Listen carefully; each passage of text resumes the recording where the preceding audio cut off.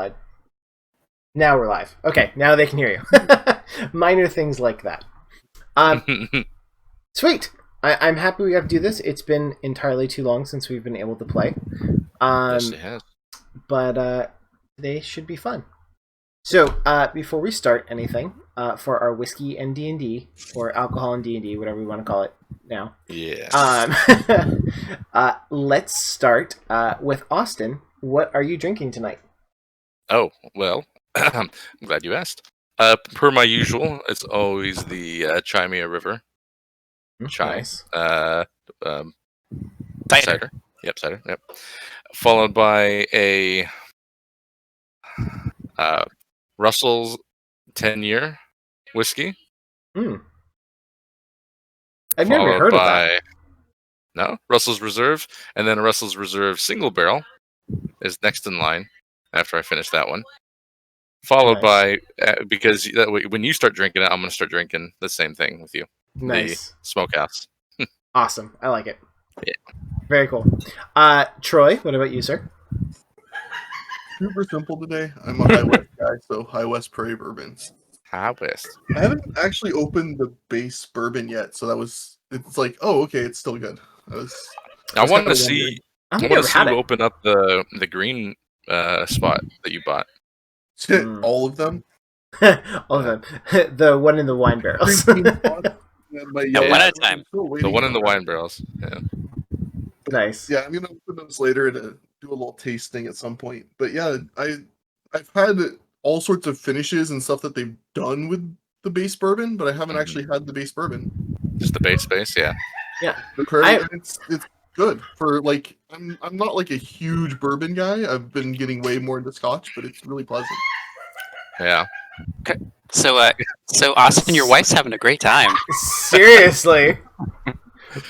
Yeah. I guess is she watching the Twitch stream? I mean, you're pretty handsome and all, but she shouldn't be laughing that hard.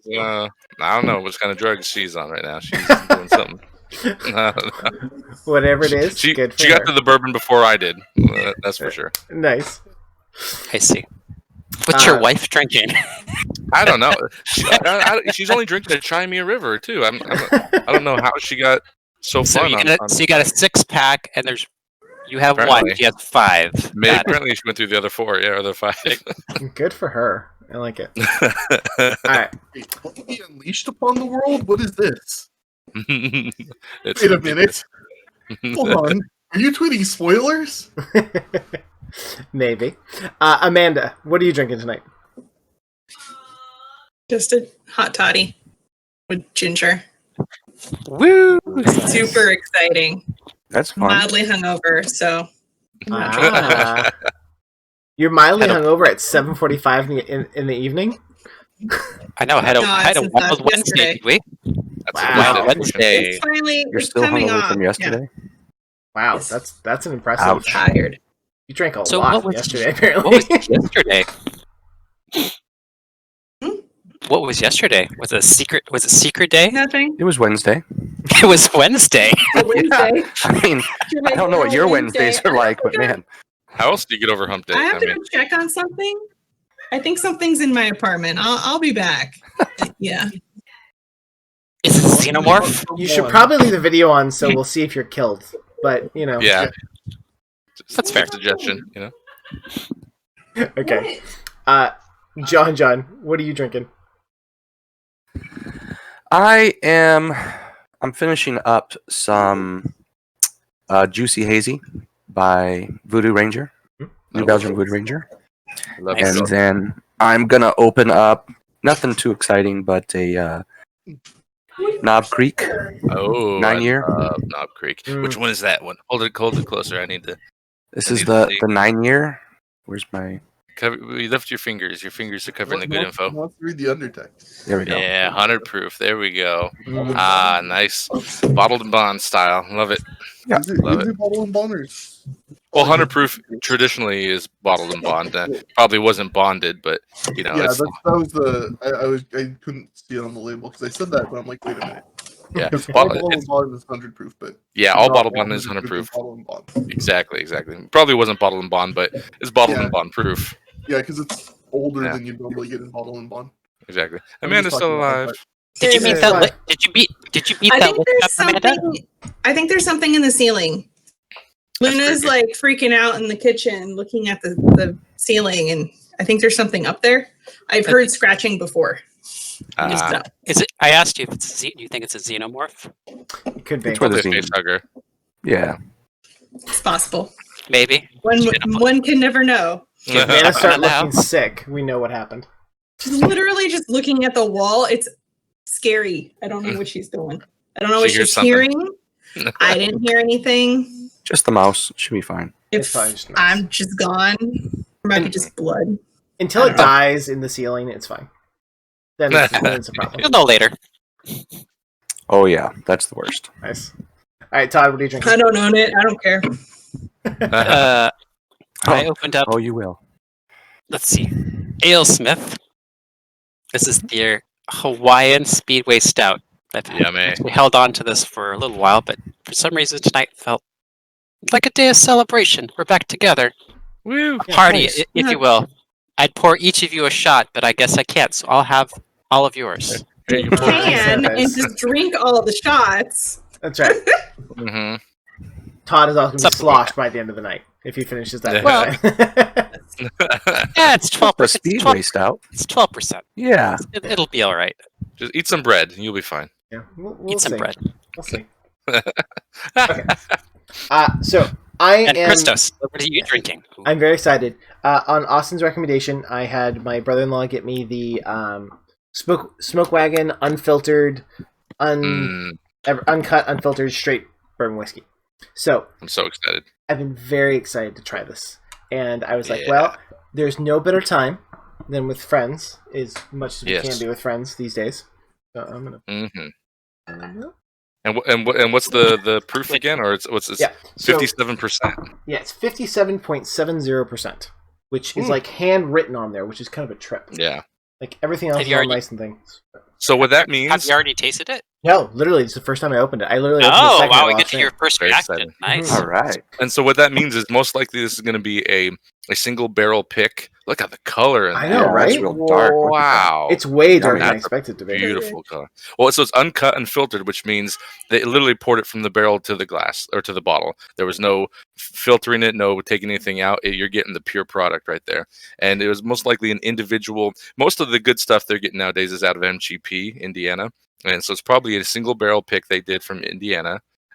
These guys, I don't know who they know, but they have some connections out in MGP because the kind of barrels they're pulling are pretty crazy. You're using acronyms because you're in the know, Austin. MGP. Oh. It means eh. must pretty good. I don't know. I mean, That's pretty good. MGP is the distillery in Indiana. It's it's the biggest distillery, one of the biggest distilleries in America, and it's kind of the guys that they just make millions of barrels and they sell them to a lot of the labeling out there. They get if they're not a big distillery, they get their barrels a lot of the time from MGP. They're like, Yeah, they're like a lot of people source their whiskey from MGP. Some people Yeah. finish it, but a lot of times, like it's just an MGP barrel that they Mhm. stuck their brand on and sold. Yep. A lot of distilleries do that as like a startup thing while their own whiskey is aging, but some of Yep. them are just sticking their labels on it and selling it. Yeah, some of the biggest companies did it too. Like Willet did it when they were first starting up, and they were like phenomenal. Bullet. High West, the first High Wests that they ever released were MGP. So all like these small bottlings that we've come to know and really like started by selling MGP. Austin, we need Christos' reaction. Like he Oh, took sorry. a sip and we're Oh. ready to hear. This is silly good. It has like these really strong caramel flavors, but there's zero sweetness to it. Like it's a really it's almost like an airy tasting, almost like, you know how sometimes rye will get like that. It almost is like, it's not effervescent, but your brain thinks it's effervescent. I don't know if if that makes sense, right? Like that's kind of how this tastes to me, and it's Interesting. yeah, it's really fun. I like that. I'm digging that color, man. Yeah, that color's nice. I'm excited. I'm probably gonna have to get a second bottle. I'm very happy you got that. Me too. My brother-in-law watches this guy on Instagram, and he was saying that all of his bottles because he's apparently he's like some rich dude who's bought a bunch of bottles and has been aging them all himself. So he bought them all from, I think it was MGP. MGP. I think he bought all those a few years ago, and so this is now like all the stuff that's starting to come out of his, that he aged it all in Nevada, which is the really kind of interesting thing. So yeah, his flavors are really different and unique. So they are. Yeah, I can't imagine what a aging barrels in Nevada's temperature and fluctuation. It'd be crazy because the hot days, cold nights. That's going to be some really good wood interaction right there. It's good. I like it. That's very good. I'm glad you like it. Okay. Woo. Thank you, Austin, for that suggestion. Okay, so let's start playing D&D. So you guys, yes, a lot of stuff happened a long time ago in a galaxy far, far away. Let's just pull us over there so we all remember where we are. Yeah, apparently I shot Todd. That's what happened. Oh, wrong game. But yes, that was amazing. Yeah, that was the other one. I was like, I know. I was like, what happened? Once was traumatic enough. I should remember the second time. If I shoot you with a crossbow tonight, I apologize. I got confused. Famous last words. Yeah, Druggy. Druggy McGee. Druggy McGee. That was a fun game, though. That was a super fun game. And what's been really interesting to me is how much organic growth that one has found on YouTube.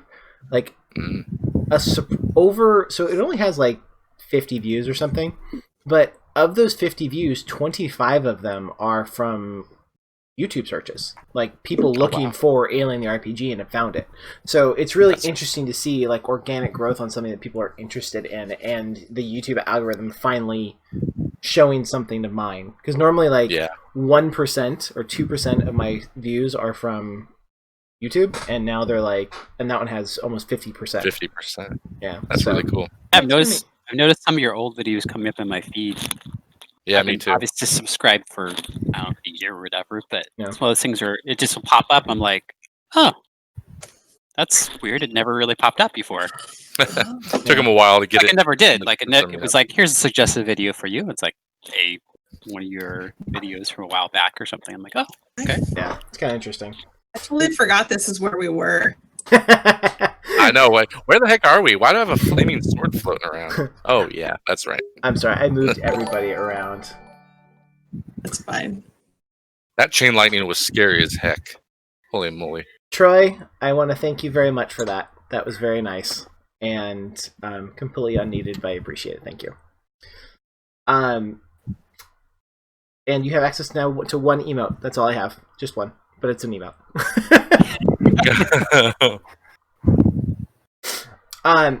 So, you guys are now.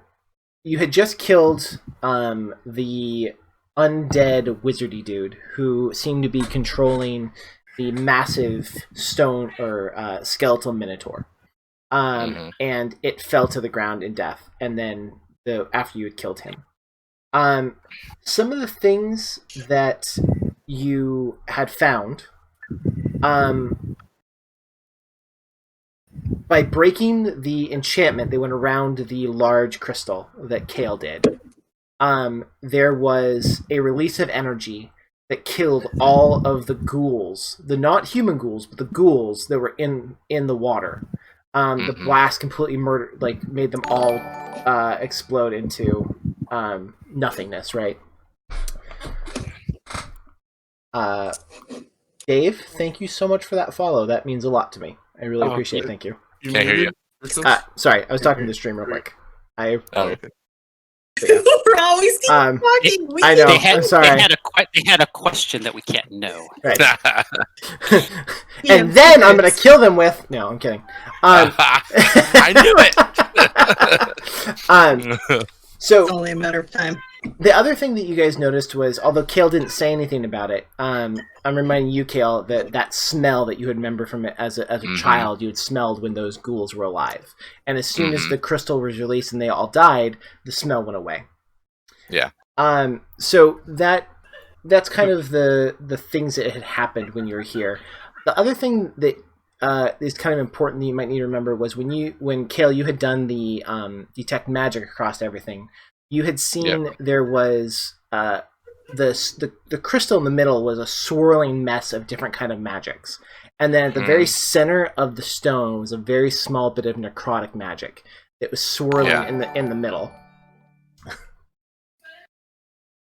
Thank you, John. Thank you a lot. I really appreciate it. You guys are too much. So those were the things that you knew from that experience. So before we officially start, who is going to get the coin from a month ago when we played? Who's going to get the Benny, right? Dimitri will, for all the wonderful things I did. Dimitri did find a box of gems that he kept for himself. Shh, you don't know that. Oh, sorry. You don't know that. I don't know that. I know that. And I don't even know about the box of gems. You would know that. Jeez, I can't even remember who role played so good last week. It's been so long. So if no one, knocking who would you elect, Chris? Me, that's better because you remember awesome. better than we do. I did re-listen because I really wanted to hear this game again. And the big things of my takeaways of the people that had really amazing things was Tanari murdering 3 people in a turn. Oh yeah, that was super. That was super cool. Oh yeah, that's why I'm at 10 health points. You got lightning bolted, so, and then I raised you. Sulfyrux for being the person that found out so much information about the ritual and stuff with his incredibly good roll of on the altar and how the light had something had ripped literally a cut through a mountain. He had figured that all out and how to get down here. Kale had some awesome choices with when he role played really well, him going up to the crystal when he smelled his father's thing and it affecting him in a way of almost being in a trance. That was super cool. Nalwyn rolled awful, so if we want a pity vote, we can give it to Nalwyn. He was a range tank. He was a great range tank. No, truly. No, I joke, but really, Nalwyn's choice to use the radiant light was really big because even though it only did a couple points of damage, it prevented him from healing, which you guys didn't know, but was massive. And could have easily made that fight go much, much worse for you all. So, and Dimitri was Dimitri, and he's always amazing at his role playing. And he did find all the incredible gems. So, I'm voting for Sulfyrux because I don't think we would have had an easy time finding this area if we didn't know. If he didn't know, we'd be able to, kind of guide us in here. Austin, I always vote for the healer. Thank you for keeping us alive and well. Oh, True. Tanari, you Tanari saved might life. want to get that She was a little singed there. Yeah. I already had a little bit of those bennies already. I already have 2, so I don't need another. I say Sulfyrux. I think you did a good job. Wow, Amanda! She's rolling. It's hard being in the 1%. I'm surprised I haven't had to use them yet. Me too. Yeah. I mean, given how my last one went, my last game. I don't know. I think it's definitely a tie between Kale and Sulfy. So. Yeah. What do you say, Troy? Get it? I voted Austin. Oh man, now we're split. Okay. Oh, don't make. I've had a Benny before. I'd say give it to Sulfy because I haven't. I healed one person. The rest of the time I was running around not even running around. I was just you healed one person. Is that the doctor says when he saves lives? It's like I just saved one life today. He has gotten us in a lot of messes though. So I've gotten you in a lot of trouble. Okay, I take everything back. I'm gonna give it to John. So I would like to point out that I agree with both of you, and if you weren't going to give it to Kale, I was going to give it to Kale anyways. So we're going to give one to Kale and one to Sulfyrux, because I think both of you guys did awesome last time we played, and I was really impressed with both of your choices. So I am giving one to both of you. Thank you. So woo. Okay. Friendship wins, and I have a box of gems. That's right. And you fucked it. Don't remind me. That no one knows about. I'm gonna bring it up. He's just gonna like throw them out on the floor accidentally or drop them. Look what's Okay. here. Nope, that's not gonna happen. So we're gonna see gems dropping out of your pockets, and we'll be like, both what? having butterfingers. Yeah, that's right. that would be funny though. So what we didn't do before when we left last week was we didn't. You said you wanted to search the room, loot the bodies, do the thing. So let's do that now. So you have a couple choices here of what you want to look for again. Tell me what you want to look for, and I will tell you what to roll here. I'm totally good with everybody rolling, and we'll just kind of feel it as we go. If you don't want to search anything, you don't have to, but if you're like, I just want to search for treasure, I want to search the bodies, blah blah blah, it's gonna be an investigation roll. If you want to like try to find out something about the area or the gem, arcana, that kind of deal. So tell me what you're looking for, and we'll go from there. I'm gonna look for the biggest thing that looks like the trophy, because I want to make sure I show people off how amazing I am. So if I can get a really cool like lich hand around my neck, or some cool gem that I pulled out of his eye or something, I could hope for that. Okay. What about a giant minotaur skull? Mm-hmm. Bro, I can put that around my neck. You should wear it as a backpack. Really? Yeah. It's gotta go with my outfit. It's gotta go with my outfit. I'm not a barbarian. I'm not gonna wear it on my head. You can bedazzle it. It'll be very pretty. Yeah. No, I need people to be impressed by my stories, and they'll be like, "Where did you get that amazing lich hand?" And I'm like, "Well, I high-fived him, and I just took it." Okay. I think that's what people said about the entire rug you had with you. Sure. He still has the burnt rag as the headband. I am wearing the headband as a trophy, so yeah. Karate Kid smothering rug headband. Nice. Okay. That'll be a investigation. Give me an investigation. That's fine. Who else? What else you can roll before I tell him what he finds? I feel like as a warrior, I'd like to learn if there's anything that I can take away from who we battled, maybe what was behind that, if I could, something to that nature. I don't know exactly what I'm looking for, obviously, so I can't be even too specific in my ask, but I feel like, what are these people, what are they made of, something I might be able to figure out. Okay. I would like a history or survival check from you, Sulfyrux. Okay. Kale. Yeah, go ahead, Nalwyn. I'm going to be most interested in the necromancers, so I'm trying to figure out, things like phylacteries or, anything on him that I want to find out more about him, basically, and what he has, or what, if we know for sure how it got caused, or, that type of stuff. Okay. Okay. Arcana or investigate would be fine, Nalwyn. Either one of those would be okay. And then tell me what you're looking for, and I'll go from there. Kale? I already got a weird sense about this, but I already kind of did what I can do on the crystal, right? Yeah. I think my detect magic also detected something out back here, or was it only that guy? It was them. It was the two people that you guys fought. Gotcha. Yeah. I'm kind of stuck between investigating one of the dead water zombies or Chungo over here because of following my nose, so to speak.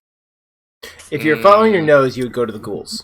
Just FYI, because those were you recognize that those were the things that were causing that smell.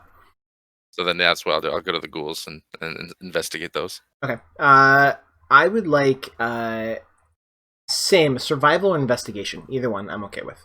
You pick. Okay, survival or investigation. Tanari, what about you? I'm thinking I'm just gonna search if there. Was there any? Did we determine if we were gonna go this way to just check out the room they came from? Because that's the only thing I'm thinking of. Otherwise, it's just rolling Arcana on the room to kind of learn more or finding treasure. But it doesn't look like there's like places for treasure. So. All right. Well, then go ahead and roll investigation, and you can search that room back there. Like, you can kind of look around, see what you see. And then Dimitri, did you roll? I was just about to do that. Nothing. I find my own feet. My gosh, my play. All right. Where am I? So Sulfyrux, you kind of are walking around, looking at things, trying to figure out what's going on, but it's just your barbarian brain is still just a little bit too pumped up on adrenaline over the fight. You're just coming out of your rage, and it's just you're like things to kill. Like it's a little bit hard to like calm down, right? Nalwyn, with your 20 on your Arcana roll, look at you rolling well for the first time ever. So, what exactly were you looking for again? I'm sorry, just remind me real quick, Nalwyn. Necromancer. Anything from phylacteries to what he had on him to anything about him. Okay, so you kind of are like crouched down, looking at him, like ruffling through his stuff, and he doesn't seem to have a phylactery on him. But as you get closer, you're reaching out with your arcane senses, trying to see if you feel anything, and you realize you don't think this guy was an actual lich. He just seemed to be a powerful undead of some kind. Or if he was being fed from something else. It's like it's hard for you exactly to tell what this thing is, but he's not like a typical quote-unquote lich. What you do find on him, though, it's like this pulsing power, is you find a necklace around his neck that is holding a pearl in it. And you pick it up, and you can feel that there's like magic coming off of this thing.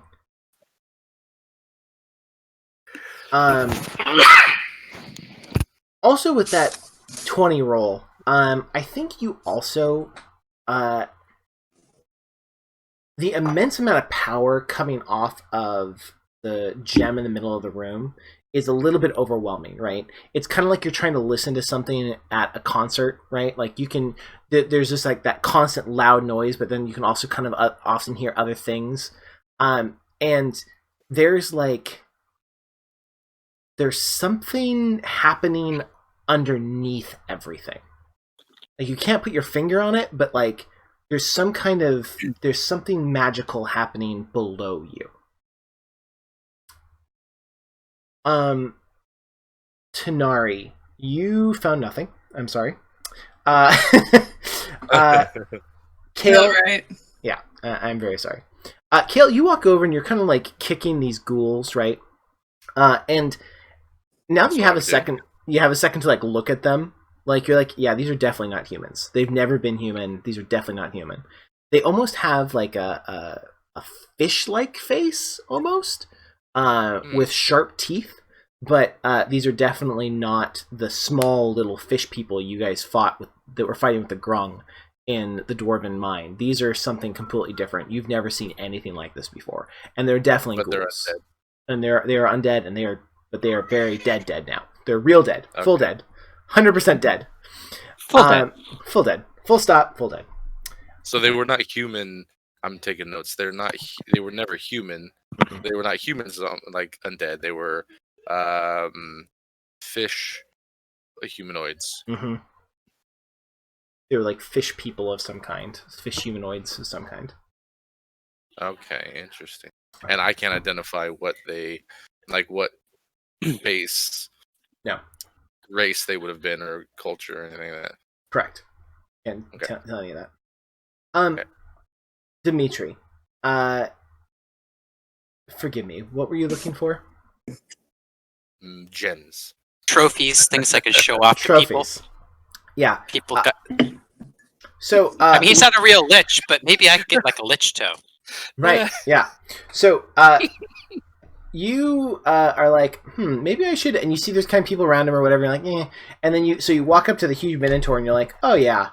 Yeah, that Minotaur horn's gonna look great on my back. And so you're trying to pull on this thing, you finally like break this Minotaur horn off, and you're like trying to figure out what to do with it, and that's what you have as your trophy. This huge Minotaur horn. How big is huge? It's I mean, it's gonna go with my outfit. No, well, at the moment with your 10, you think it goes with your outfit. It's it's about a yard long Minotaur horn. Oh my gosh, I've always wanted a Minotaur horn! I'm gonna carve it into something amazing, you guys. Have you guys have no idea? You guys have no idea. As a side note, and it might be because I'm drinking, but have you guys ever seen the movie Your Highness? No. Yeah. With James Franco? Yeah. Remember when he took from the Minotaur? Yeah, well, I'm taking his horn. Wow. No, you should take the other thing. Nope, I'm taking his horn. Okay. That would be funny though. So, you guys look around for a while, right? You're kind of searching, doing your whole thing. It takes you about 20 minutes or so. Is there anything back here, by the way, or behind where they came from? Tanari was back there looking around, and so she might have found something. She might not have. I don't know. She thinks she searched it really well. I did a good job. That's right. Does that mean I can search it as well? No, she went back there and searched it while you were searching and doing your thing, and she was doing her thing. Nothing. There's nothing.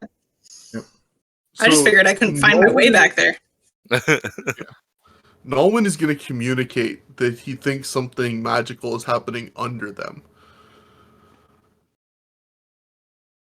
Under us. Under the Minotaur horn? No, I don't think so. I don't feel anything.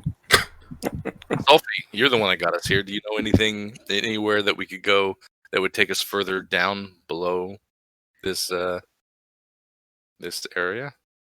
Yes. More trophies. I like how you're thinking. As you guys are talking, all of a sudden you hear, and you're mentioning underneath, all of a sudden you hear, over kind of near the entrance where you guys came in, you hear, "I'm not surprised you can feel below." And you turn and see,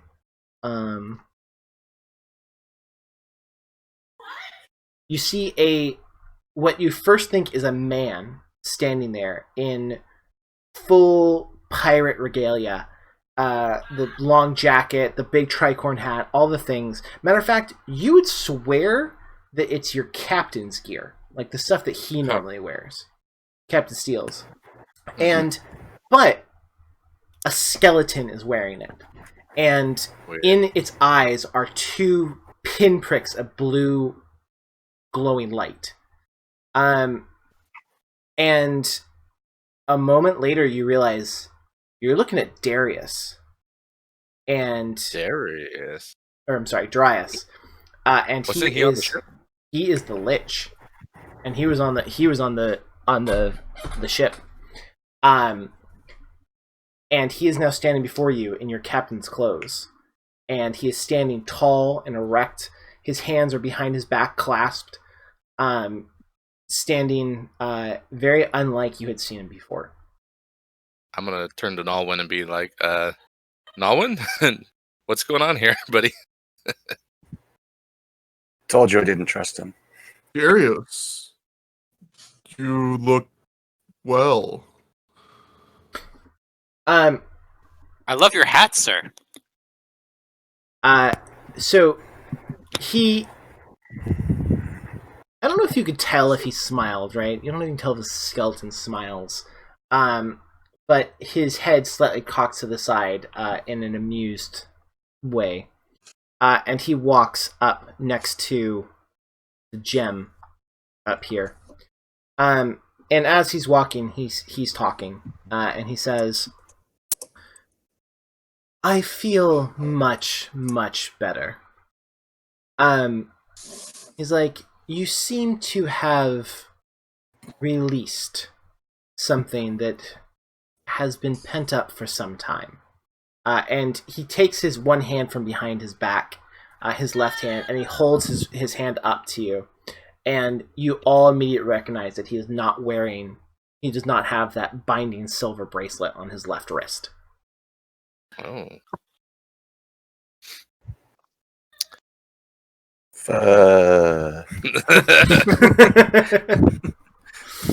I'm gonna. Where did you get those clothes? That's what I was gonna ask. He's like, I requisitioned them from your captain. They were the nicest clothes I could find on that excuse for a boat. Is Very nice. everyone still okay? Oh yes, of course. He waves his hand. He's like, I had no wish to hurt any of them. I had to cast hold person on everyone on the ship. A surprisingly difficult thing to do in my current state. And he holds up his other wrist, and he still has a silver bracelet on his right wrist, that with those blue runes glowing on it. All at once, I said? Oh yes. It used to be so much easier, but now it's complicated. And I can do a single person, so I'm kind of slack-jawed, like, all at once. Like mine is blown right now. Well, my good sir, so good of you to join us. So, what brings you down here? I mean, shouldn't you just be hanging out on the ship? I mean, that is where we had asked you to stay for now. He starts to slowly meander around the crystal, and he reaches out with his hand that's not bound by the bracelet, and he's like he almost caresses the gem as he walks around it in a circle, and he says, "When you broke the circle," and he looks down at the gash on the floor where Kale's flaming sword had cut the protection. He says, "You released something that I had pent up inside of this gem. A way of protecting the world from me. And once you did that, I also got many of my memories back. And it seems my personality." Good. It'll be so good to hang out with you. I'm looking forward to it, now that you have your memories. I don't think we'll be hanging out much after this. Oh no? Well, why? No. Was it me? I'm sorry. Did I always let you win a lot of the games. You were such a good Foxes and Ladders player.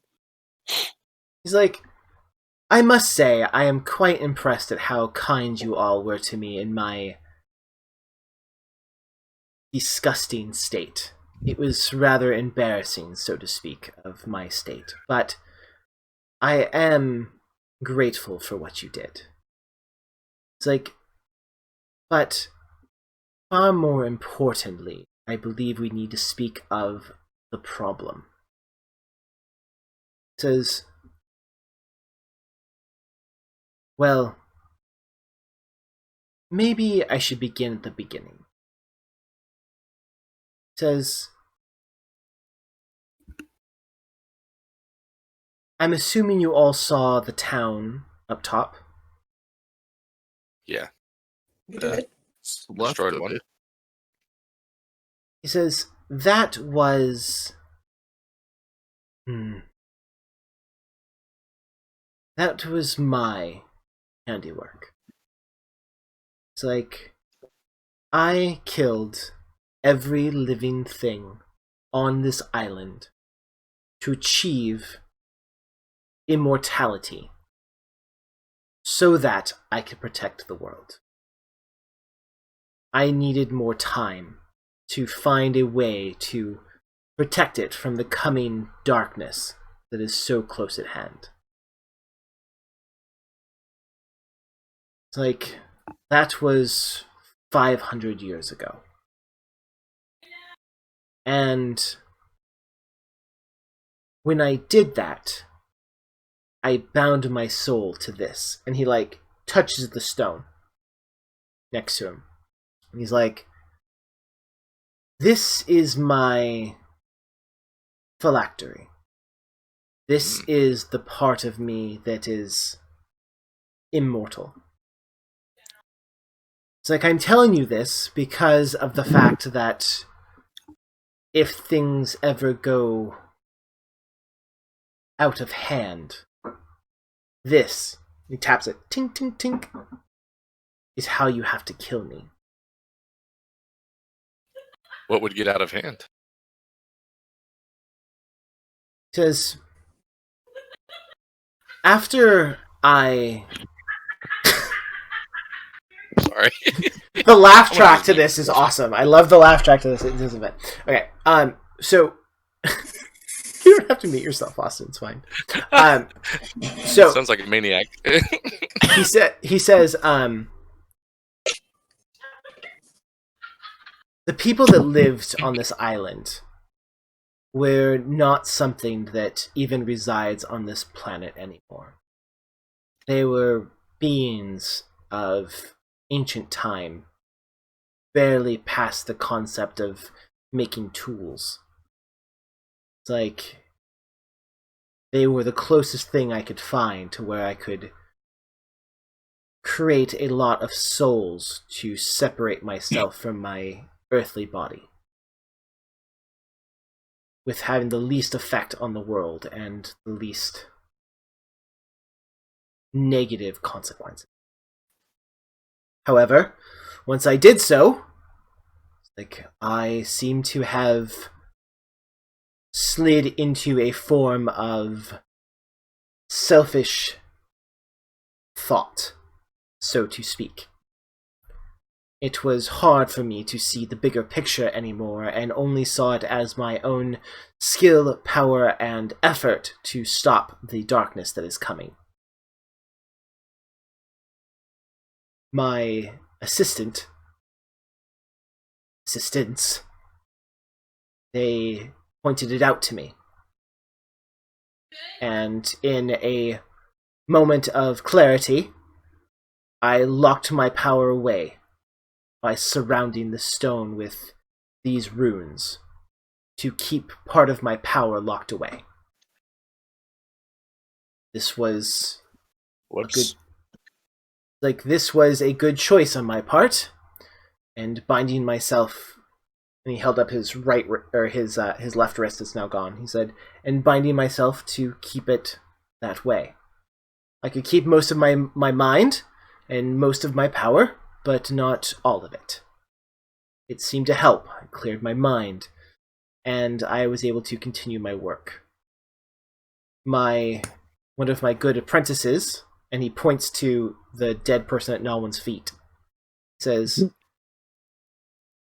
he swore to protect the stone and to make sure that no one was ever able to come and end me for inappropriate reasons. Like, I'm afraid that my friend had seemed to have lost his mind after so long of time. But, and he holds up his other wrist with the metal bracelet around it. He says, "This one was not my doing. This was a specific pirate captain who saw me as nothing but a power generator for her little jokes, her parlor tricks. And in so doing, she locked away my mind as well.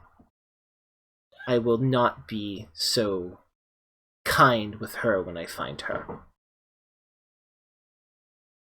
There's a lot to unpack here. So you're saying it wasn't Captain Anthony? I don't know who that is, but I doubt it. What are your intentions now that you have part of your mind back? Certainly support you, but we must know what you are going to do. First, I am going to murder the captain that did this to me. And probably her whole ship. After that, I am continue my work in preparing for the darkness. So there are Wait a second here. female captains. I mean, like, how are you gonna find this specific captain? He says, the least of my concerns. I have a concern. Yes? If the binding that we just broke was the only key thing keeping your sanity, is it really good to go and remove the other binding when you didn't have any control? He stops for a moment and he says, I do not believe killing her will release this binding. It is connected somewhere else. I don't know where, but I highly doubt it's connected to her life force. Maybe. Are you willing to take that chance? Yes. But didn't you just say that she put the binding on you and was able to force you to do parlor tricks? How can you kill her if you weren't able to do so before? She caught me unawares last time. In my 500 years, I apparently had become rather lax in my protections of my home. And when I got very dedicated to something I was studying, I seem to have lost track. I will not make that mistake again. But let me ask you this. What have you really lost that you need to repay with her blood when you are immortal? She stole years of my work and preparation for the things that are coming so that I could light up a building for her. But what are years to an immortal? To die. It is not me. It is not my lifespan that has been eliminated. It is the world's. Years of preparation have been taken from the world. What if we can get them back? What if we can help you make up for that? Yeah. He's like, can you rewind time? Can you find all of the gems of power to protect this world? That is our goal. Oh, that is what we're on our. That's why we're here, actually. So you're lucky you bumped into us, by the way. I mean, we're literally, we know we're Samar, and we're very happy you're with us for that reason. So now that we know what you wish, I guess it's more about how we can help each other after all. So if you need to fight the darkness, that's our goal after all. We can be the hand that you have bound. We can be that extra hand for you, should you wish. I think it was the right hand. Roll persuasion, Dimitri. I'm always trying. Yeah. That was good. I like that. Matter of fact, roll this at advantage. I'll take 23. Whoa, yeah. Okay. Nice work. And I shake my Minotaur horn for a extra little bit of little something. Somehow Darius that will be your find himself horn soon enough. Strangely attracted to Dimitri. That's right. What a nice horn you have. Ooh. Okay, Ooh. so Darius crosses his arms and looks at you and says, I believe we might be able to work this out. And to be honest, you bring up a good point. That if I murder her, I may be released on this world, and that may not be in the best interest either.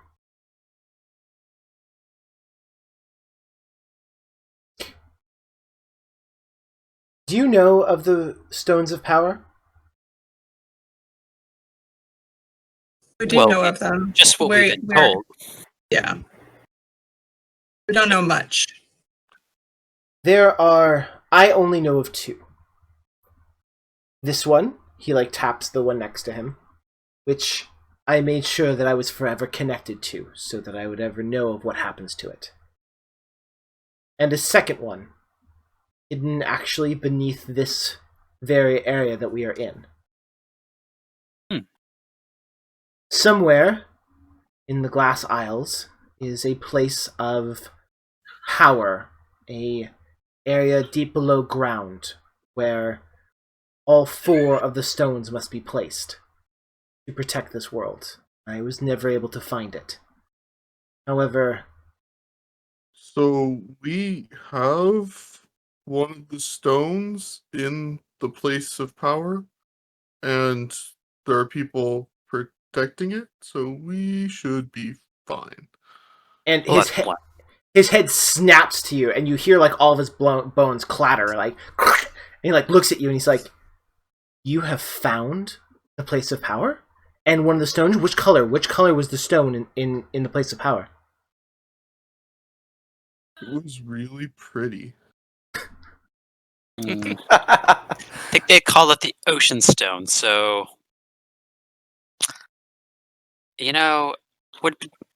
I don't remember, because I can't remember this that far back just because I'm crazy, but Dimitri would never forget a color, so... Especially if a gem. Okay. Would I be able to dredge it up in my memory? It's just been obviously... Yeah, I think... Time would have been just 3 days ago or something. Right. Well, it's been about 3 weeks, but yeah, you would remember. It was a red stone. If I remember right.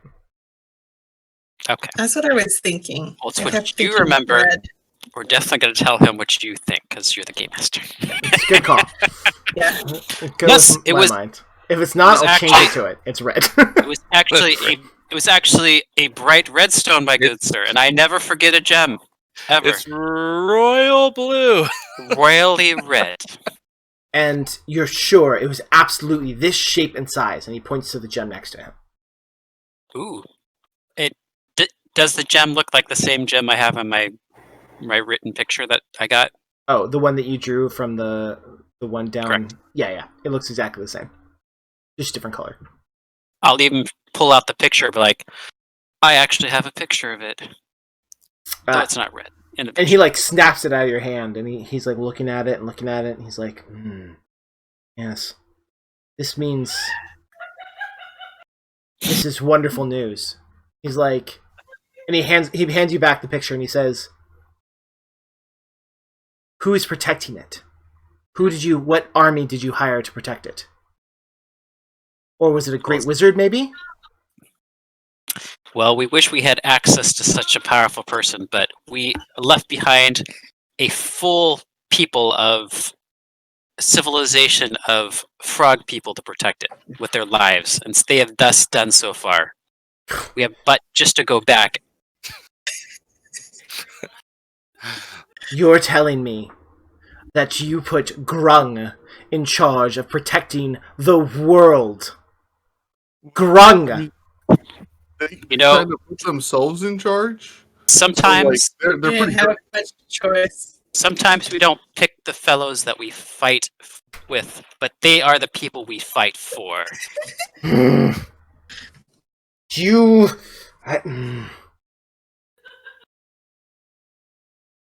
see him breathing, but he has nothing to breathe. But he's trying to get it together. And he says, so, this place, you have Grung protecting it, and you have one of the shards, the gems of power. Okay. I will go to this place, and I will help protect it. Because if we have this, and I can show you where the third one is, we could, in theory, have 3 of the gems of power to protect us. Yes, that could be very good. Can we take this gem from here? Yes, and I point to the stone here. Yes, of course, it's fine. He's like, it was we had put it here so that it would be protected. It would be hidden in the mountain in a place where no one would be able to find it. Okay. Well, not no one. All right. Well, I think we should make the introduction to the Grung just so they don't get surprised by your entrance. We should accompany you there. Why? What? Oh, that's a good point. I agree. Yeah. That makes sense. I mean, if they caused a problem, I could just kill them all, but that probably wouldn't be the best option either. They have noble ideas though. Their goal is to prevent the end as well, and they're the ones that set us on the path. So I think we want to ally with them. Without them, we would never have found useless, to be honest. But at the same time, we want to make sure we're fighting the darkness. So we can certainly go there together. But I am curious, if we're going to find the gem below, is there something we should be prepared for? Is there something down there that we need to know? Yes. You certainly put it there. I did not put it there. How do we get there? You did not put it there. And he walks across the thing into the small room where Tanari had searched, and he waves his hand, and the large stone box, right, first swings on a pivot. It opens up a stairwell going down, and he's like, "Oh yes," and you could probably use this. And he waves his hand again, and the box, the stone chest-like thing, opens on lines that you hadn't seen before in it, and it opens up into like a chest would, right? And inside is a wrapped bundle of this odd-looking cloth, surrounding something. And he's like, "You should probably take this. You will need it." He's like, "Actually, Austin, I know this is super weird, but it's actually worse when you cup it." Yeah, there you go. Okay. It's the weirdest thing. It echoes in it. Yeah. Oh, okay. It's super weird. So he's like, "You should probably have this."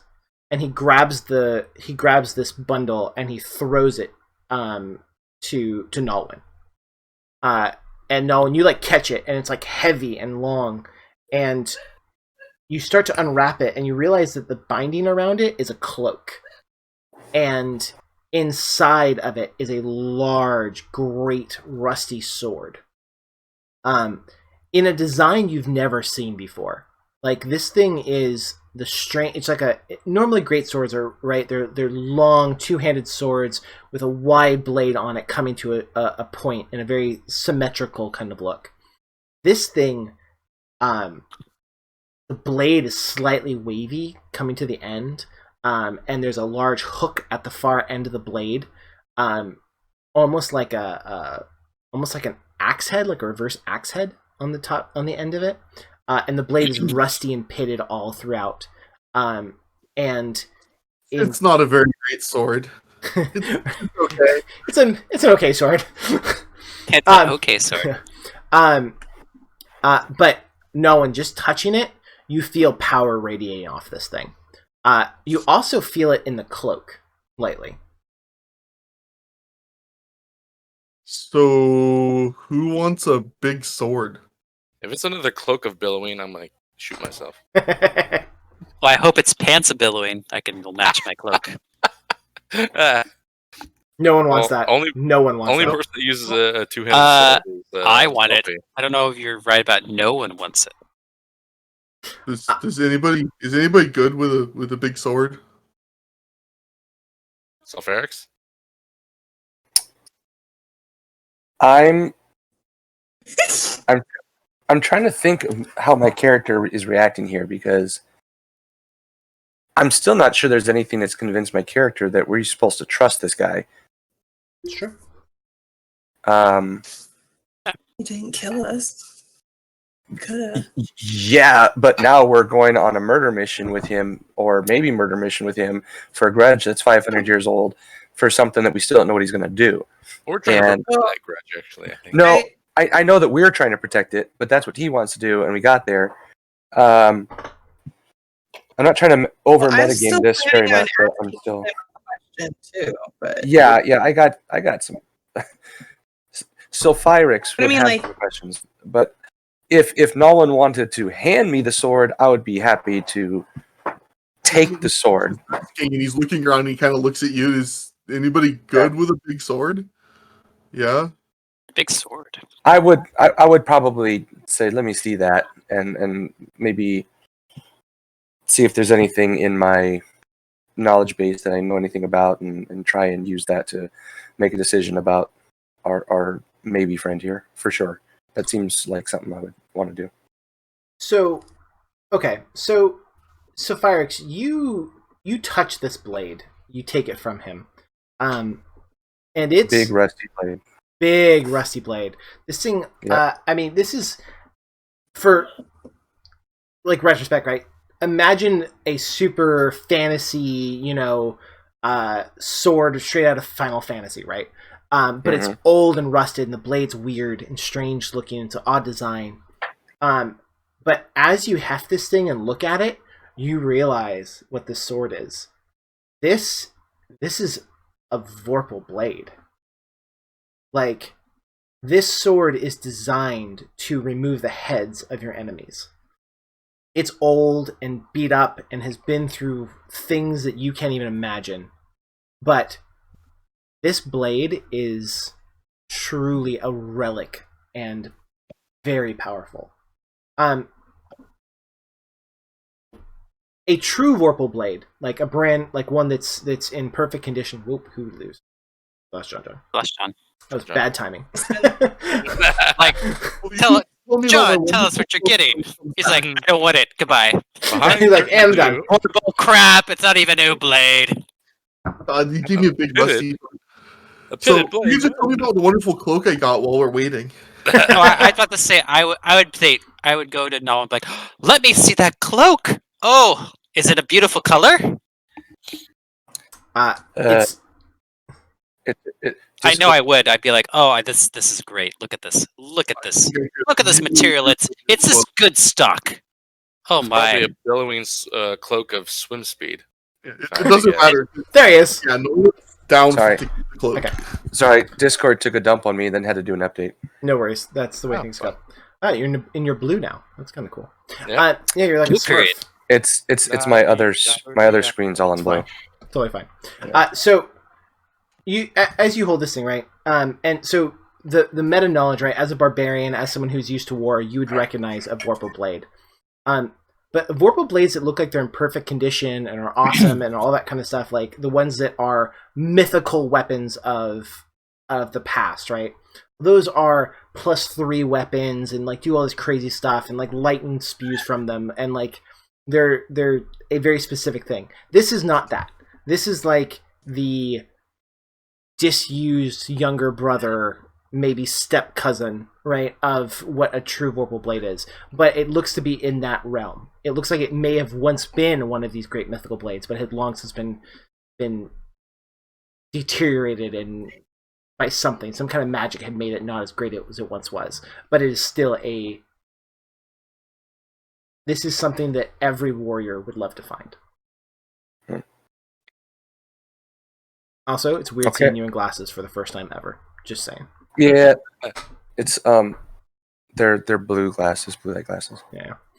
Gotcha.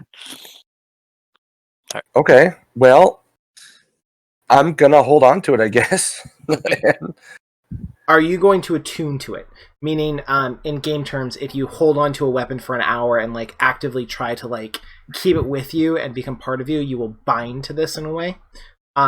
And then you will know exactly what it's capable of, exactly what it is, and be able to use it effectively.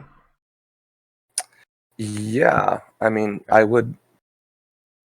Obviously, it's something that I would know. I know it has potential, and no one's giving it away, so I'm gonna grab it and I'm gonna see what I can do with it. Okay. It's cursed. No. So Darius looks at you, Sulfyrux, holding the blade, and his head kind of cocks to the side, and he says, Yes. That seems actually very appropriate for that blade. What's special about the blade? I believe Sulfyrux will come to understand, and he will be able to tell you. About this cloak, All right. what does it do? Like, that cloak has been... I made that cloak a very long time ago. It was used as a ward of protection. This makes you significantly harder to hit. Dimitri's like, what? We need that. I die all the time. I need that. No. My question is, does it match my outfit? If it doesn't, this cloak, looking at it right now, it looks like almost the same colored gray as the slate that you guys are standing on, and the inside is all black. Gray, I see. It does look to be of the finest cloth you've ever seen, Dimitri. Oh my god!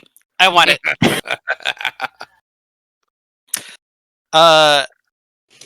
Nalwyn, you see this cloak of billowing? You see how it billows, and it billows suddenly behind me. Oh my god, that was loud. Oh yes, it really does suit you. It's quite a nice cloak. I know, but I feel bad taking it without. But this billowing on your shell would look amazing. Truly amazing.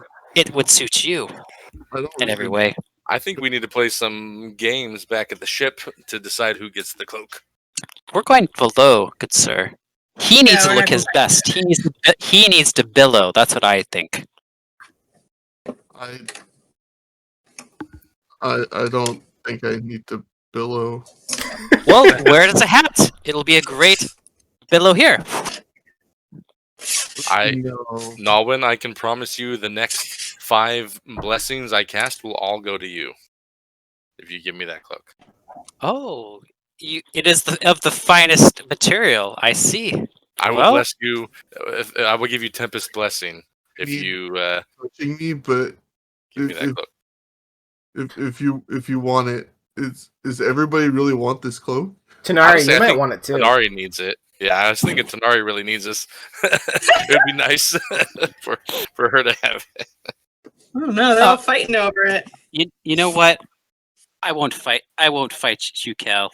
Your AC is it's upsetting. Yeah, I do have a good AC. I really think. Oh, so you don't need it. Oh, I think Would you like to billow? Tanari needs it so that I don't have to. I don't want a cloak of billowing. No, she needs the cloak of dodgy dodge. Oh, the one. Yeah, cloak of dodgy dodge. Yeah, it's of the finest material, after all. I'll take the cloak if nobody's gonna fight over it. I vote for people are kind of fighting over it. To be fair, no, that's what I'm like. Okay, everybody wants this cloak, and for good reason. Like it's a worthwhile cloak to have. It will be useful for everybody. So whoever wants it, it will be a good thing for them. I feel like Tanari should just walk through the 2 guys in the pissing contest and push them up to Nalwyn. Just like take it and then throw it on her shoulders. Thank you. Like, you have to. Thank you. And then I'm gonna turn to Darius and I want to ask him a question. Okay, hold on. So wait, I do want to know what happened to the cloak. Like, did you give it to him? So I haven't given it to anyone. I'm holding it. Okay. So what are you gonna do with it then? Like, so far, Kale, you're saying that you don't want it, right? Is that what you're saying? I'm saying I would like it, but I think it's more valuable on Tanari than on me. But if Tanari doesn't want it, then I want it. Well, I was going to. I thought that was a good idea. While they were kind of discussing who wants it more, that I'll just walk up to Nalwyn and ask for it. That's fine. me and Kale will argue, as we would. As we would. As we would. Excuse me. You didn't know the finest material. It danced. It jumped in your face and danced on it. That's what I say. Well, I guess because I have you to tell me what's good and what's not good. And obviously, silk, you want it, linen. A linen cloak is what you're wearing. Ugh, it makes me sick to see. That's because I don't have my friend helping me find a better cloak. Happened to it? Yeah, you clerics and your stupid linen cloaks. Get some taste. Get some taste, sir. Tempest likes my cloak. He has good taste. Yeah, he is a storm god. He has plenty of wind. You don't need an awesome cloak if you're wind god, apparently. So, Dimitri, while you're arguing for this cloak of protection, your cloak of billowing is like going bonkers behind you. It's billowing. It's becoming like bat wings. It's like going out straight sideways. It's like doing everything to show off. Like, look how awesome I am. Don't get rid of me. As you're having this conversation, this cloak agrees. This is some quality material. That's what I'm saying. Seems like this cloak doesn't want to be given up. Right, cloak. Right. Okay, and Nalwyn was saying something. What were you saying, Nalwyn? Yeah. You guys couldn't hear me. You were not really. Just like it was just mumbling. The two arguing people were loud. You can hear me now, though. Yeah. Yeah. Yes. Yep. Okay, so he's gonna take the cloak and he's gonna look at her and say, "Just take care of it. I like that Dario's made it," and he hands it to her. I will. Nice. Okay. So Darius looks at all of you and he kind of like nods his head. He's like, yes. He's like, but before we go down, we should probably take a moment to rest. I think it would be the best for everyone. And he gets down on his knees and he makes this weird like shape on the ground. And all of a sudden you all feel this like comforting feeling run through all of you. It's kind of it's like that feeling of right when you get into a really warm bed when it's really cold outside, like that calm like feeling or whatever. And you smell like lilacs, and it just is like this very calming feeling around you. And he says, let us take an hour, and I can replenish all of you for what is about to happen. What's I'm good with about that. to happen? Dario? I would like to talk to Darius while we do this. Yeah. Yeah. And Darius says, of course, just sit and relax. Okay, I sit in front of him and... So you guys are... So you guys kind of all sit down and are like on these benches and stuff in this room. And so you are all going to get the effects of a long rest over this hour. Nice. So go ahead and mark your things appropriately. And then so originally Tanari said you wanted to ask Darius a question, so now's a good time for it, as he sits cross-legged in front of you guys. So Darius, what can you tell us about this darkness that's coming? We haven't, other than there's something coming, we don't really know much what we're going to be fighting or how to fight it. He looks at you and he says, to be honest, that part of my memory is still taken from me. He says, but it is something from the ocean, and it is something so dark that it is said to have been the thing that destroyed the world in the last epoch.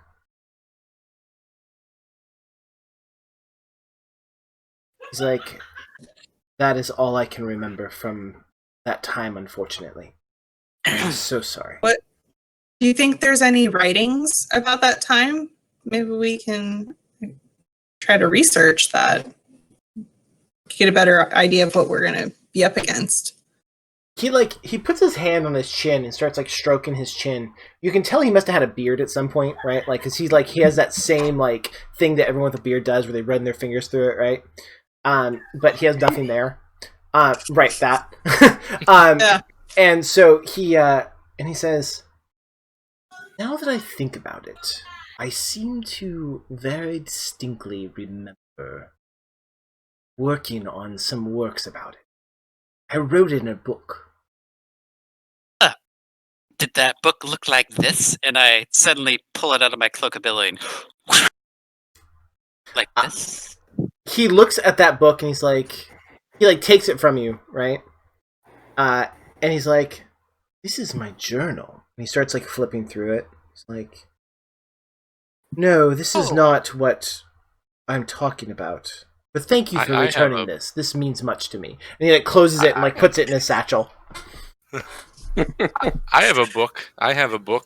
That I would like to share with him, because I have the one that Tanari gave me. Good man. Can we at least exchange? I mean, you must have some information or something that can help us down below. I mean, I did protect your book and return it to you after all. He's like, "Yes." He's like, "I will of course help you in every way I can, as I have been doing." I know. I almost lost that book and I protected it with my life. And now that I know it was yours, I'm glad I did and was able to return such a precious thing to you. Oh, it hurts my heart to think if I'd lost it. He rolls his fiery eyes at you. No. Deception. You don't. I am being truthful, 100%. I don't think you get to roll a deception here. I think it's a little too obvious. I'm sorry. He doesn't know me. Yeah. He doesn't know me. I might be the most truthful man ever that kid protected his life, after all, to get it back to him. I'm trying to remember what book Darius, I have. do you remember what this book looks like? I have a book. He says, I'm not done working him. I'm like, what are you taking away from me? He might give me something. He's not going to give you anything right now. That was his journal. Yeah, that was his journal. I am so surprised. I protected that book, and that's all I get. Mm-hmm. All right. So he looks at.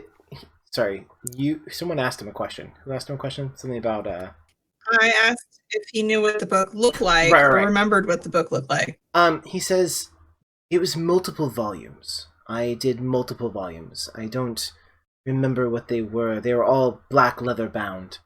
I remember as I created them. It seemed appropriate at the time.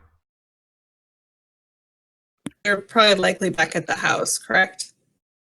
Maybe. Okay, all right.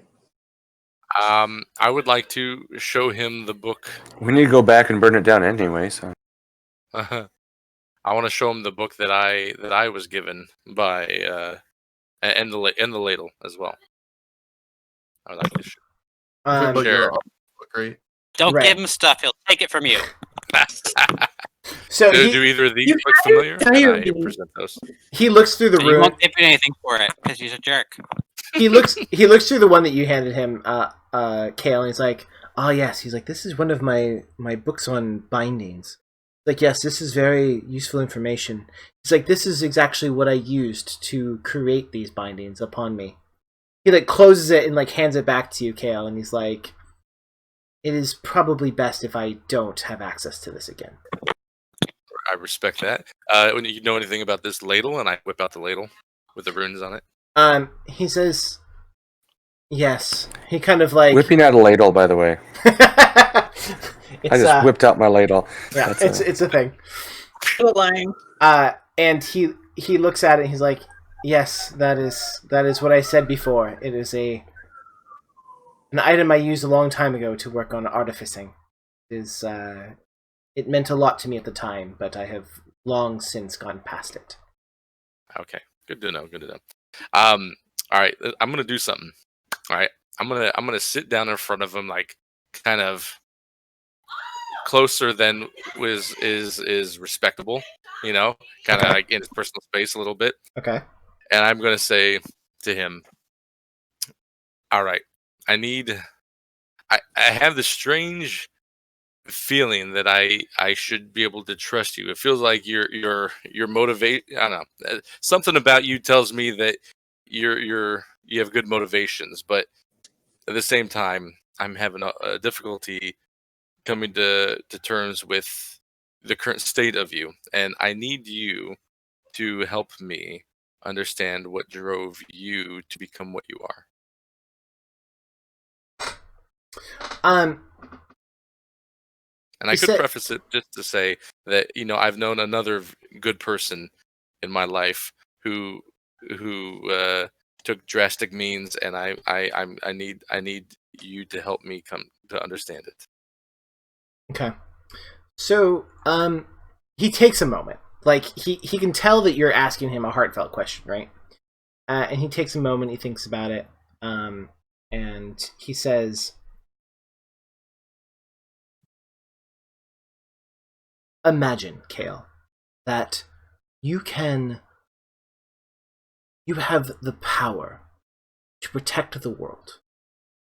You can protect everyone you know and love and care about, and everyone else that would ever come forward. But to do so, you must do one evil act to a people that no one cares about, a people that truly probably would not have lived another few generations. And if you did that one evil act, you could then truly protect everything you cared about. That was what was before me, and that was the choice I made. So are you saying that you were motivated by love or by fear? He says, maybe both.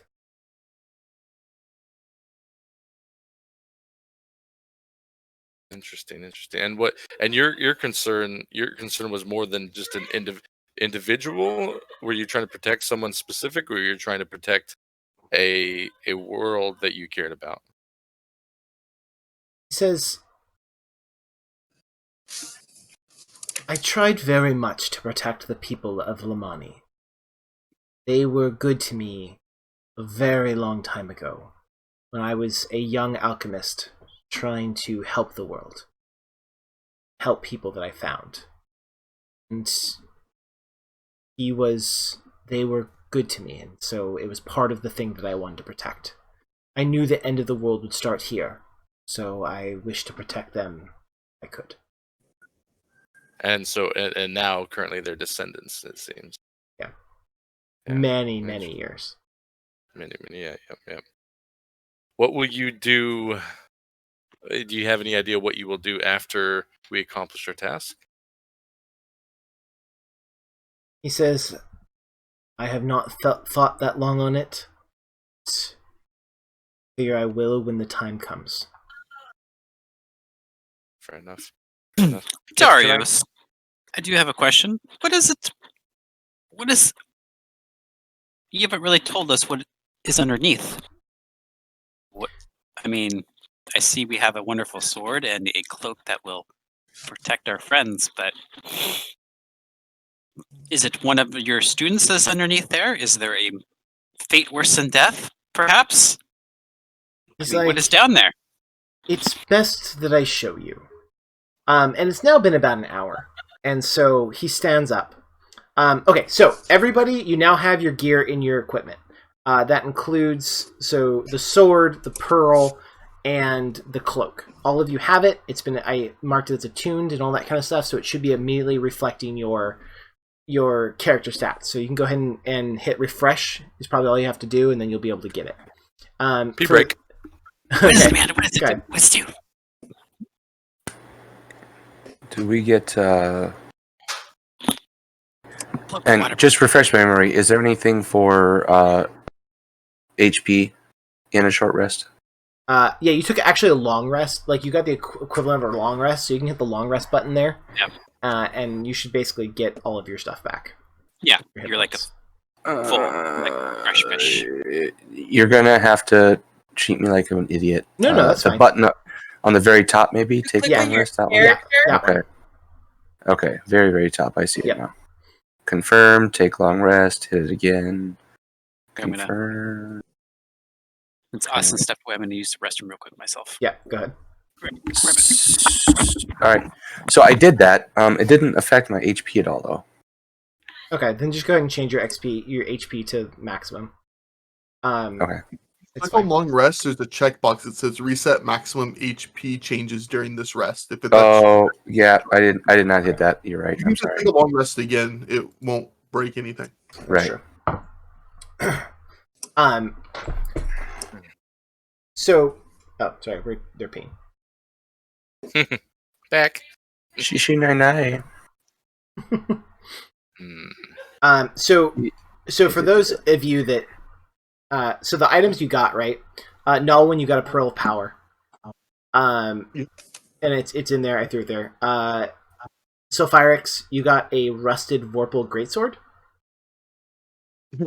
So, mechanically, what that means, it says it all. If you click on it, it'll tell you like what everything is. But basically, if you roll a 20, it'll decapitate most things. It's basically an insta-kill if you make a thing on it.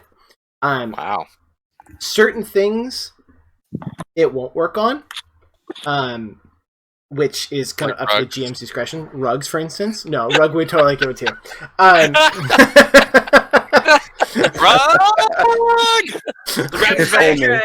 Never say the R word near me. Nothing can kill a rug.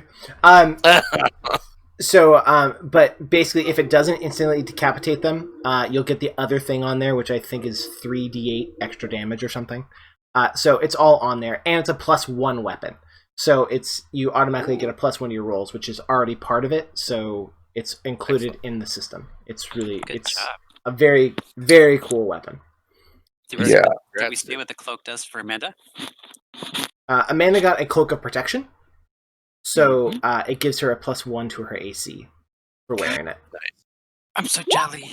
I got a +1 on saving throws. Yeah. And on saving throws? Nice.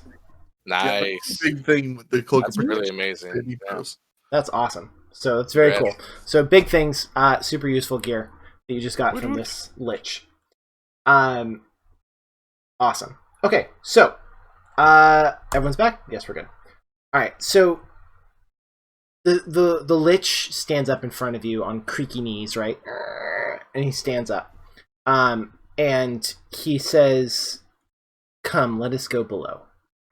And hold on, let me move everybody. Where is it? Oh, I like to move it.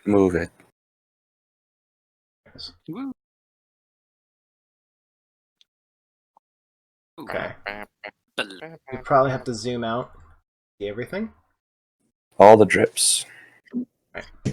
So, you guys come down this long stairwell, and as you go down farther and farther, you realize you're going farther and farther into the base of the volcano, right? And as you get down to the bottom, you come out and there's this glowing purple light.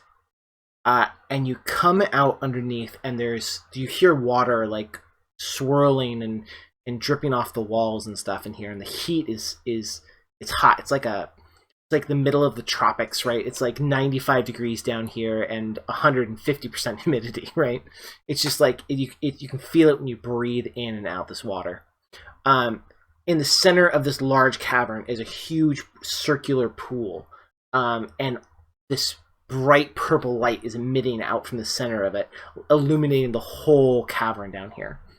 You see like small pools of water kind of scattered throughout the cavern.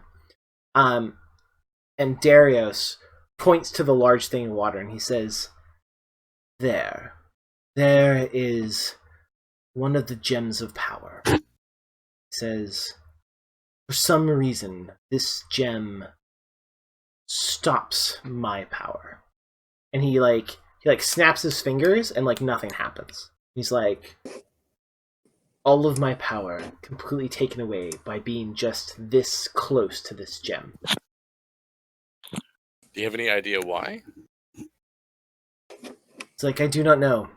It says, I came down here with a force of 20 men.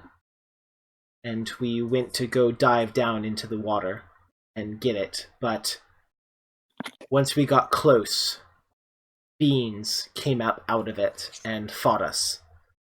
Without my power to protect me, did the best we could and ran. But many of my men died down here. Like, are they beings similar to the beings that were in the water way above? I unfortunately cannot remember. It is part of my mind that's been taken. So I'm going to channel my symbiotic energy Okay. while I use my wild shape to make my mushrooms grow nice and big on me. Nice. Okay. Extra fungal reach around me. Okay. Good old fungal reach around. Does it work? It's true. Your fungus actually looks like it's even more healthy down here on all the wetness around you, and it works just fine. So mushrooms do. Thought I love you. That was great. Yeah, I didn't see you there. Welcome. So you guys, so Dario says, when you go near the water, those things may come out again and attack. It's like, I am sorry, but I cannot do anything to help you with this. But if we can get this gem out of power, then we can take both of them to the Grung. He says it with like complete disdain, right? And we can protect them all there together. And then we only need one more gem to protect this world. It's like, do you understand how close we are? Do you understand? I mean, do you know where the last gem is? No, I do not. Okay, so that's the next step. Okay, all right. Darius, we got you, buddy. Sulfyrux is very excited. And again, you're welcome. I'm so glad I was able to get your journal back. Maybe we'll remember that later. And I grab my potion of water breathe and I take a swig. Oh. Okay. Awesome. Tastes minty. It does. It tastes like mint soda. It's a very odd sensation. It's like a mint julep. Delicious. All right, Kale, are you really moving out that far? I am. I have a. Can I run Arcana to see if there's anything I could sense?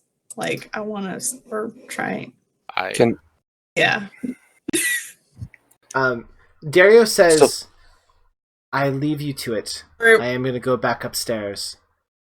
If you do not return, it was nice knowing you all. And he starts to like walk back up the stairs and out. Not the best pep talk I've heard, but all right. Here we go. Okay. I say Sulfyrux is all hot on this. I mean, this is something that keeps the Lich's powers at bay. Sure. I'm gonna visually check the pool, see if there's anything that looks off or dangerous. So to give you kind of an idea, right? It's probably a foot tall of like rock all the way around the top of this pool of water, and the water is literally at the very top of it, kind of like an infinity pool, right? Where it's at the very top and then slowly rolls over the top, right? You guys know what I'm talking about? Yep. Yes. So from your guys' angle, you can just kind of see the top of the water and the glow that's coming out. Okay. So are you guys just gonna like walk towards? But before they do, I'm gonna turn back around. I'm coming back to the three here.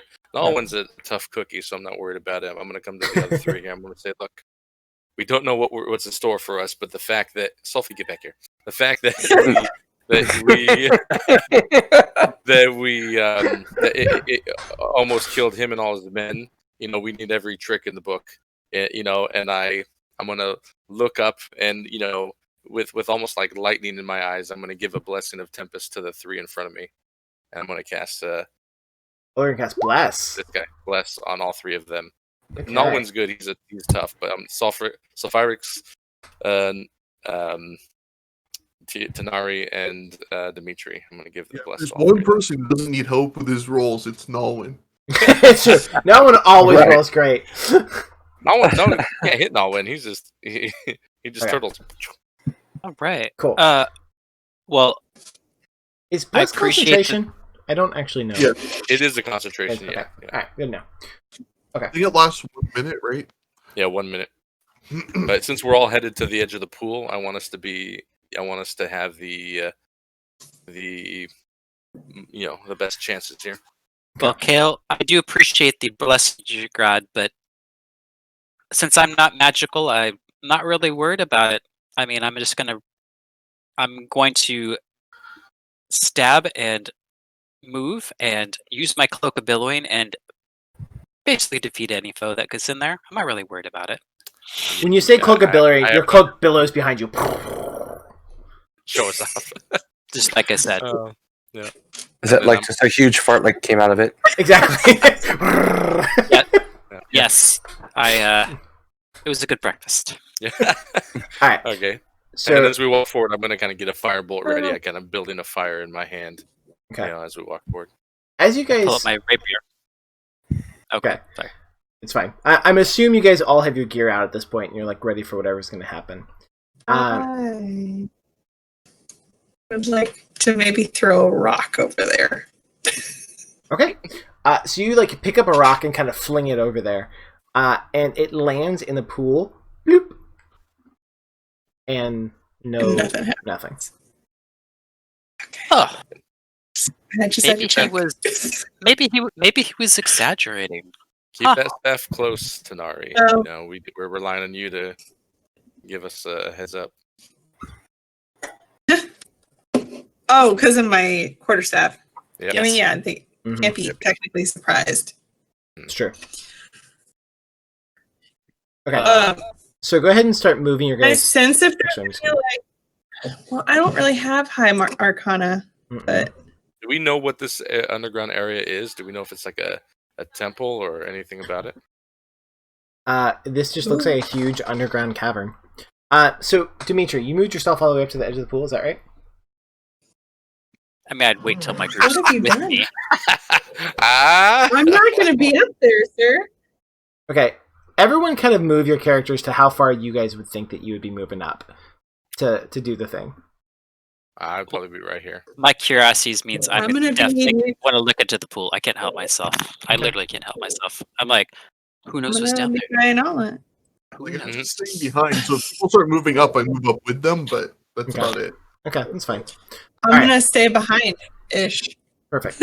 So as you guys start moving up, right? Maybe.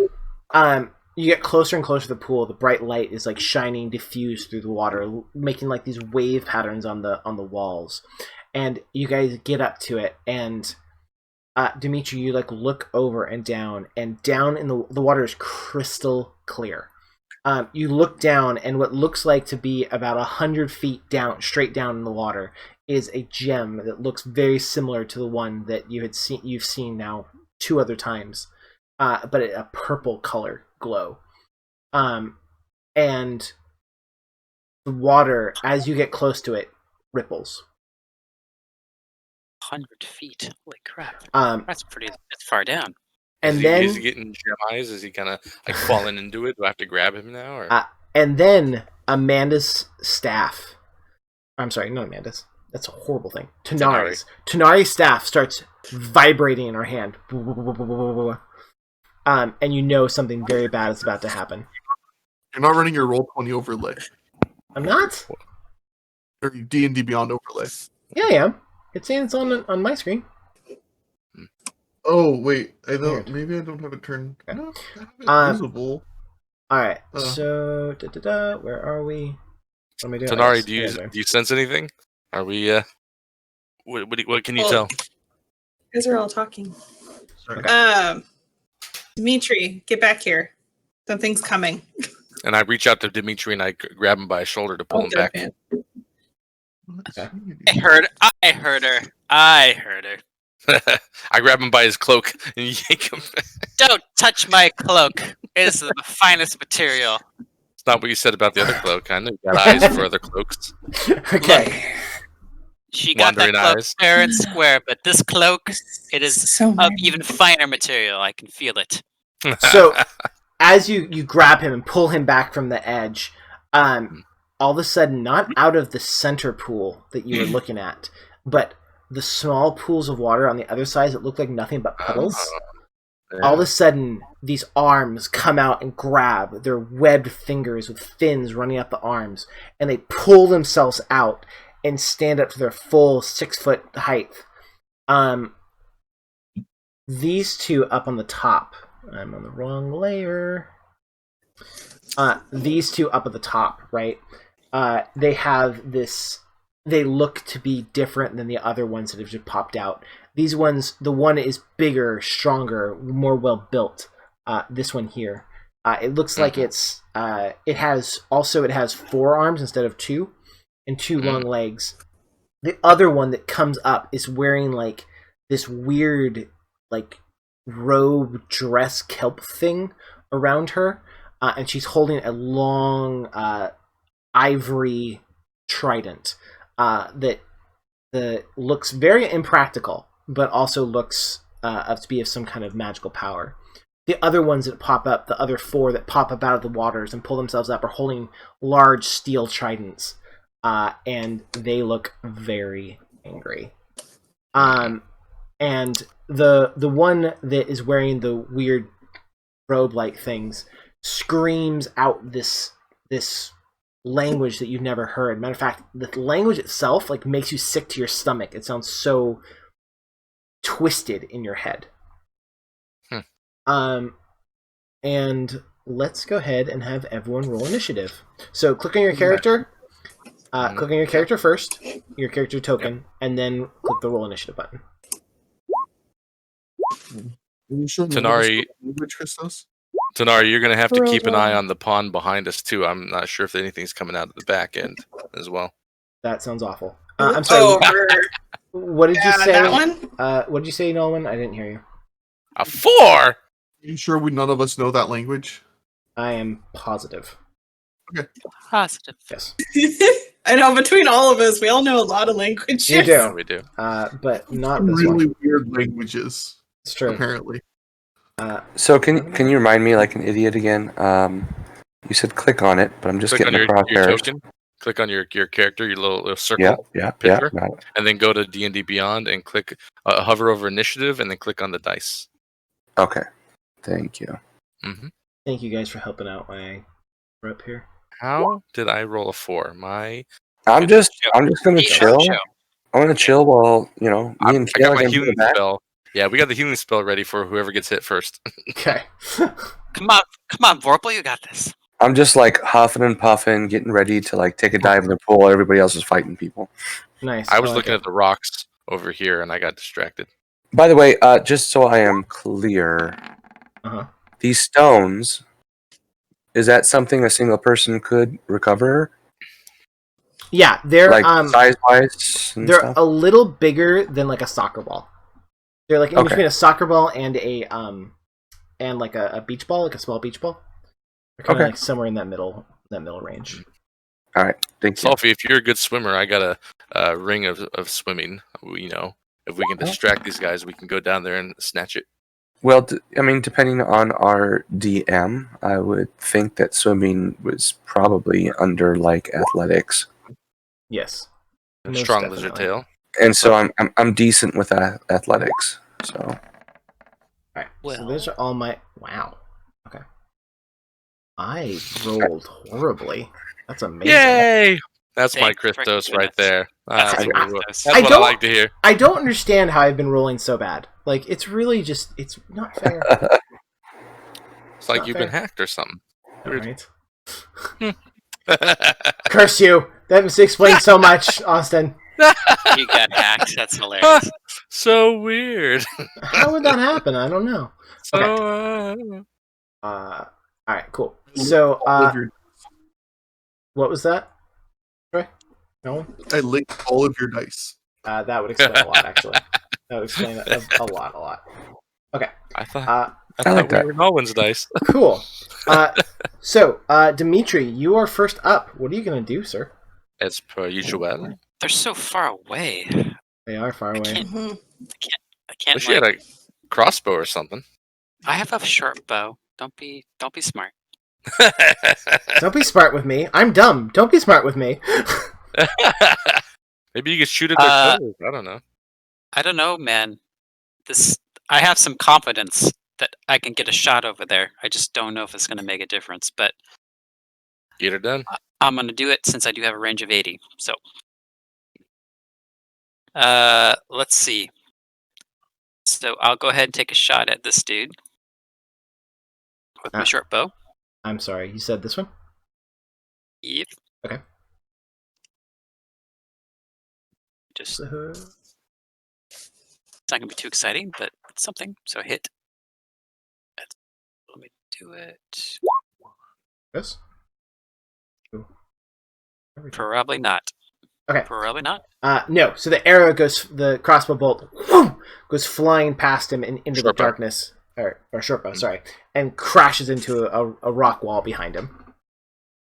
Oh. Well, great. Now we can't negotiate with them. Good job. You also would swear that your cloak just snickered at you, Dimitri. Everyone's a critic. Disappointment. Oh, by the way, how tall is the lip right here? It's about a foot. It's not very tall. Okay, so I'm gonna slide and hide. Okay. Slide and hide. That sounds like Dimitri. I like it. The good old slide and hide. I shoot, I slide and I hide. So okay, roll quick. Yeah, stealth check. Perfect. You are gone. Oh! Disappear from reality. You are the lip. I rolled a freaking 20. Amazing. Nice. Okay, Tanari, you're up. Tanari, I would like to point out that there's a pool behind us and blackness there, and just be careful, please. I don't see that. I can't see that where I'm at. These two guys popped out of this little pool right here, and there's something here. I can't see that, but I can see that there's a pool here, and I wouldn't be surprised if there was dudes here. So, please be careful. Who would ever do such a thing? I don't know why you're assuming there's sex. They're surfer bros, eh? Well, I was only just probably gonna move here. I can't get close enough to hit anybody, so I wasn't gonna go far. You can use your bonus action to move another again if you use a key point. So you can move twice using key. But I think I only have 3 key points. Should have 4. I might need them. Yeah, I'm just letting you know it's an option. I'm not saying it's a good idea. It's an idea. I'm just giving you that piece of information. Okay. Do with it what you will. Yeah, I'm gonna stay here. Wait. Let them come to me. Smart. Okay. You do have those darts things. So you can throw those, but they have like a 20-yard range, I think. Save your AP. They're 20 yards at normal roll, or you can go past 20 yards up to 60 yards or feet. And that will be at disadvantage. So from 0 to like 20 feet, it's regular roll, and then from 20 feet to 60 feet is at disadvantage. But you could throw a dart if you're within range, or you want to get within range of that. Beb. Yeah, you're pretty. Beb. So each square is 5? Bab. Baby. Mum. Baby. Mum. Baby. Mummy. We need pizza. That's what I was thinking. Why is that so familiar? Mum. Ma'am. Mommy. Mum.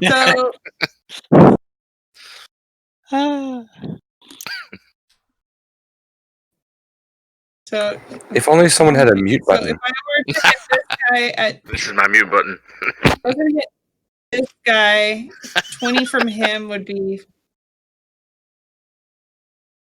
I like how she's aiming up the dart, like getting the finger with the wind, I'm trying to checking the wind. if I can even get it. Oh, how did you do that?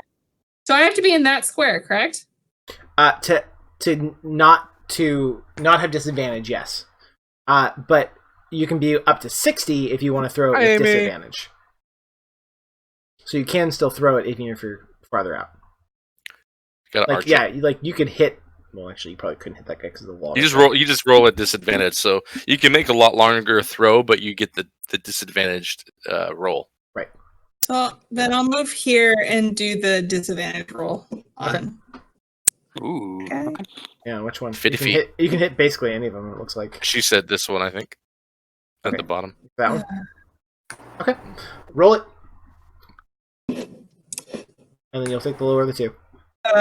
So I click on it. Yep. I'll put it Hey! Wow, nice. Wow. You're at 22. Wow. Which you're gonna pick? Yeah, she's like a ninja Nice. with her, like, 22. and it just like flew through the air, and oh man, that's Nice. deadly.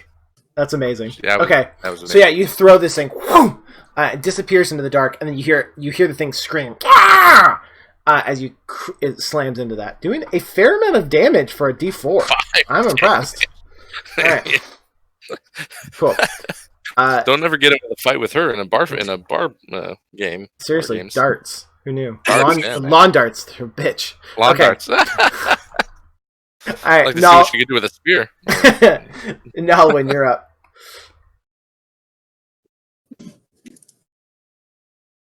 Moonbeam. Pew. Are you muted, Nalwyn? No, I'm not muted. I'm just thinking. I don't know why mine hates you. Do you guys all have that too? Like where he starts off super quiet and then starts speaking? Yeah, first word is like quiet and a little iffy, and then the rest of it comes in clear. Yeah, 100%. It's like the mic warms up. Yeah. Mm-hmm. Those stupid tube mics are the worst. Powering up. Work. Yeah. It's fine. I Don't worry think- about it for now. Like, are you using your built-in mic or something? Because it just feels like it has to overcome what other people's sounds are before it kicks in, like when you're in a Zoom meeting. Yeah. Well, and that's because I'm not using my headphones, so I'll have to switch it back to my headphones in a little bit. That's probably what's happening right now. Tonight's fine. I'm not stressed about it.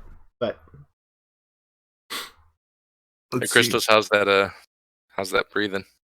God, it just gets better and better. Like I don't understand. Like I'm crazy. forcing myself not to drink more. That's of it. called drinking. Yeah, that's Yeah. true too. Called intoxication. They have some connections or something, man. I don't know how the heck they got such a good barrel. It's insane. It's wonderful. So I'm happy you're Nalwyn happy. is going to yell out, "We're trying to protect the world. We don't really want to fight." And he is going to hold his action to cast Moonbeam if they're attacked. Okay, Was Sounds a good. reactive, huh? Nice. I like it. All right. And they came out of the water. Yes. I don't know. I don't want to overthink it. They came out of the water. I'm trying to decide if he's going to say it in common or Aquan. I think it's just common. Okay. All right. Cool.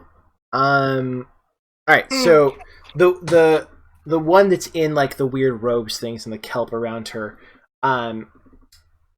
she reaches up her staff trident thing, and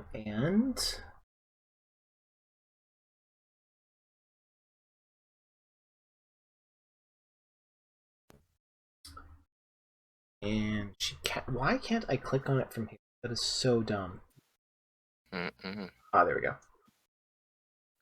You are so dumb.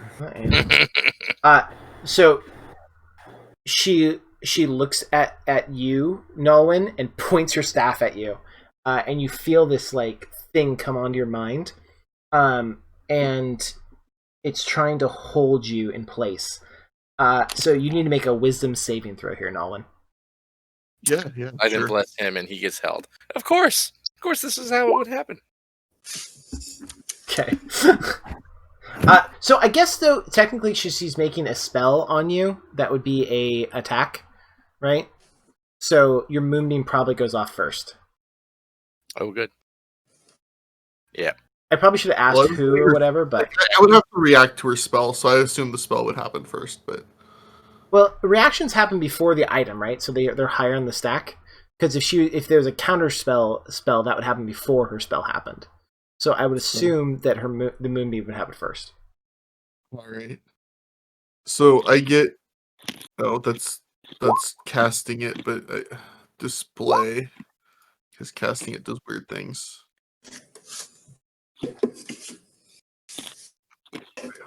All right. Because the damage doesn't happen yet. The damage is at the start of their turn, but they already moved. Got it. And it's a 5-foot radius, so it's like a 10-foot circle. Okay, so you need that same thing from last time, right? Yeah, the last thing was only a 5-foot circle. It's supposed to be a 10-foot circle, basically, because it's a 5-foot radius. All right, hang tight. Where were you guys? You were here. This way, at least it'll still be able to control it, and I'll just make it bigger.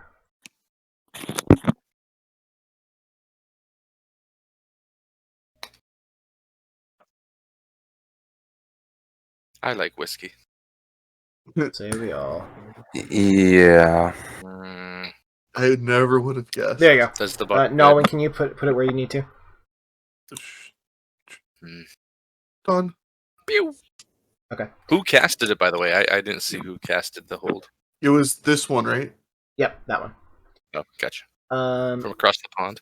Okay, so nothing though happens until The their start turn. of their turn. Yeah. And since they're already going, it's going to be a while. Okay, and I'm sorry. What did you roll on your? I've lost all of this point. 14. Okay, so you feel this thing come over your body and hold you, like root you in place after you do that. So basically, choose a humanoid target must succeed wisdom, which you failed. Saving throw or be paralyzed for the duration, which is 1 minute. 1 minute. At the end of each turn, the target can make another wisdom saving throw. On a success, the spell breaks. Okay? So, please remember to do your thing, because I'm going to forget, because I'm dumb. And just so you know, it's a wisdom 15 saving throw. You almost passed it. Almost. Okay? Maybe if I had blessed him, he would have passed it, of course.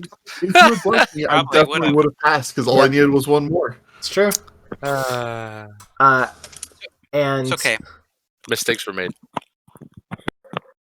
No. That's the wrong thing. Sorry. No one rolls really well. I'm going to put this back in a second. Sure. Okay, there. Cool. The guy just can bug out. Yep. She ran and hid behind one of the walls after she cast her ability. Okay. Sulfyrux, you're up. So this is probably dumb, but I really just want to go get the gem because he said they had to run away. He was there with power. In my mind, as a warrior, you don't fight a battle you can't win. So I really just want to dive in the water and see if I can grab the gem, and then we can dig out. Cool. All right. So you run to the edge of the pool and just dive in. Okay. I think you can win this. Cool. I would like you to make a athletics roll for me. With blessing. Don't forget your blessing. With blessing. Wait, does blessing work on skill checks? I thought it was just saving throws and attacks. If I remember right. I have so many things to look at. You bless up 3 creatures, attack roll or saving throw. Yep. Right. So that's neither of those things. So it's just flat. Yeah. Okay. So you don't need no saving throw. So Sulfyrux, you look like a freaking like alligator as you jump and you hit that water and just and your tail like swirling behind you as you just like dive straight down towards the gem. You're not going to get there in one turn because it's 100 feet down, but you are working your way down there, and you're making good pace. Okay. All right. Can I ask real quick? It might not be important, but can I ask how far he's gonna get in his one move?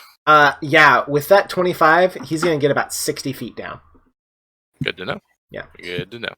Which I'm assuming he's dashing, right? Because he's not gonna do anything else on his turn, so he's just swimming as hard as he can. So he got down about 60 feet. Good. Okay. All right. So the big one. So I'm sorry, Troy. Do I need to make the thing now? That's the start of his turn. Is that how this works? It's a saving throw. I can't remember which saving throw it is. Con save. Con save.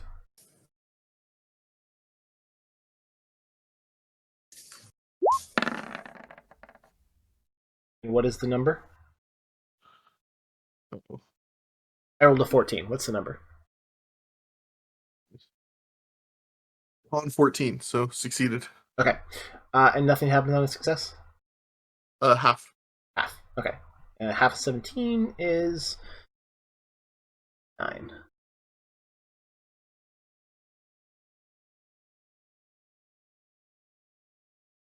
Oh. What? No, I'm my stupid thing. Yeah. This thing is like always just nice. Okay, cool.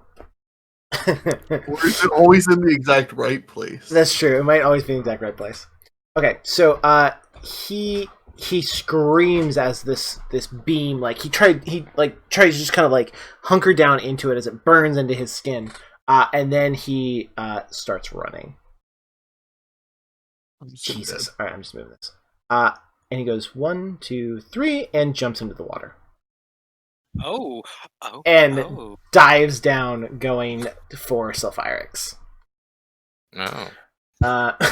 Did he scream because Sulfyrux went in there, or he screamed because he got hit?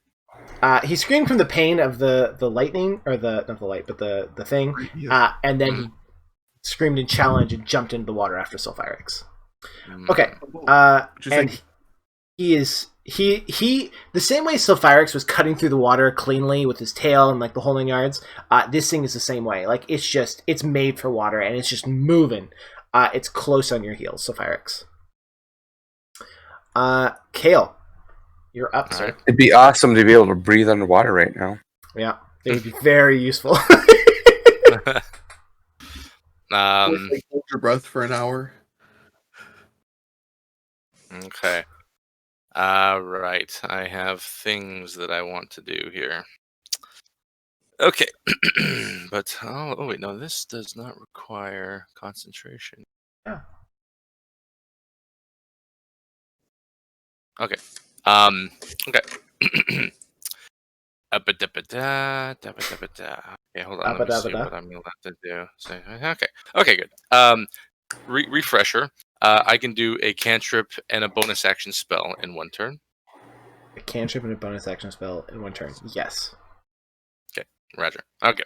You just can't do 2 leveled spells. You can't use Okay. So I'm gonna run over here, pretty much where Sulfyrux was, right, and kind of looking him down into the crystal clear water. He's about 60 feet away. What I'm going to do is he's swimming down there. 2 things I'm going to do. I am going to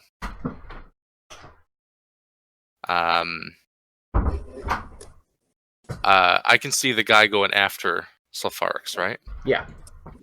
So I'm going to, first of all, as my cantrip, I'm going to cast Toll of the Dead on him because he did get hit by that beam. Okay. So I'm going to cast Toll of the Dead, which is if the target is missing hit points, yes, he is missing hit points. Mm-hmm. So if he's missing hit points, he takes 10. Oh, I can put it in there too. But basically, if he's missing hit points, they take a lot more damage. So he takes 10 necrotic damage if he fails a DC 13. Right. Yeah, Wisdom DC 13. I rolled a 7. I failed. Yeah. 10 damage. Toll the Dead. Toll of the Dead. Okay, awesome. Clang, clang, clang. Clang, clang, mother. No. Okay. So the bell, like the sound, you see the water like shake whoa, whoa, whoa, whoa, whoa, from the bell-like sound going off in the water, and you see it kind of like groan almost, it like move as the pain obviously hits it, but it's still just diving straight down towards Sulfyrux. Roger that. As a bonus action, I'm going to cast Sanctuary on Sulfyrux. Oh. It is not a concentration spell, and it's going to protect him. It's going to require a roll from anybody that attacks him. Wisdom saving throw. Okay. And is it the same? What's the saving throw on it that I'll have to make? Wisdom. It's let me look here. Wisdom 13. 13. Okay. Remember that, and when it gets to his turn, we'll do it. Nice, Kale. Yep. So I'm gonna put a bubble around him of sanctuary. Awesome. I like it. Okay. How do you feel, John? How do I feel? Well, yeah, you have a sanctuary around you. Yeah. You know, I got you covered. Blessed and sanctuaried. I'm feeling focused. I know I got some big B coming after me, but we're gonna do it. It's all right. I like it.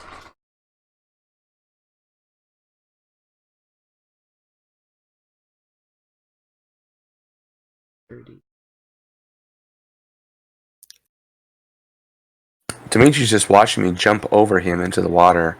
He's hiding under the 1 foot. He is the 1 foot. But you didn't even know that's where I ended up. You're just like, I wonder where he went. Wow, that's such a handsome stone in front of the pool there. That's a billowy stone if I ever saw one. That stone is the handsomest, billowiest stone ever. Dude, these guys are about to get their toes freaking broke with this Dimitri right here. Dimitri's gonna be like pop, pop, pop, and then breaking toes left and right. I get attack up because I feel like they literally walk by me. And you have bless too. Don't forget your blessing. I may be wrong. Well, they did walk by you. Well, yeah. the one guy didn't. He stayed within. He stayed within your 5 foot. Oh, he didn't leave your range. Yeah, he didn't. But this guy did. This guy did though. Oh, that guy did. Yeah. Mm-hmm. I don't think that's not really how attack. I guess it would. He walked by him, man. He walked in and out of his range. They walked by me. I don't know. Well, the only reason I would say no was because what happened was the Sakugan came running over, jumped into the water, went underneath the water, and popped up on the other side and landed on the other side. So these guys would have had a gun around him. No, these guys came from back here. No, they came from over here. They came from back there? Yeah. So I'm trying, Todd. I'm throwing him out. Dimitri, I would say yes normally, but because he jumped into the water and went underneath the water and then popped up, it wouldn't have gotten it. So that's normally yes. Double check. Normally yes. Okay. Breaks and goes, my friend. So the one that dove in the water and popped out sees you, Kale, and comes up with his trident and goes to smash into you. Okay.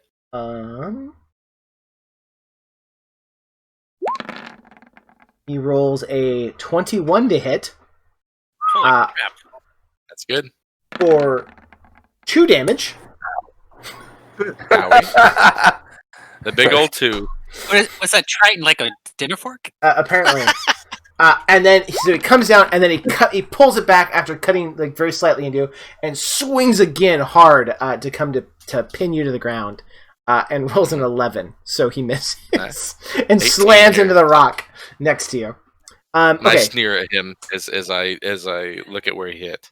Right, and then all 3 of these guys are going to line up, and they reach back, and you see their gills pop open, and then these spikes come flying out, and 2 of them are going to shoot at Nalwyn, and 1 is going to shoot at Tanari. And it's like a hail of these things as they come out from their gills. Reflex save or something?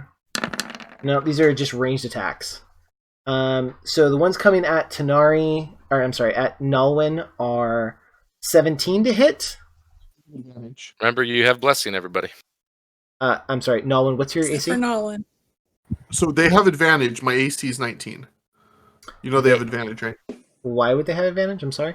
Oh, I'm incapacitated. Oh, you're right. You're right. Thank you. I appreciate that. I would have forgotten that. Okay. Actually, you're right. Shoot, they wouldn't have attacked you. Oh well. Too late now. All right. So I totally forgot that I had succeeded in that. All right. So miss. I'm sorry. What did you say your AC was? 17. 19. So okay, 2 more. I miss. I miss.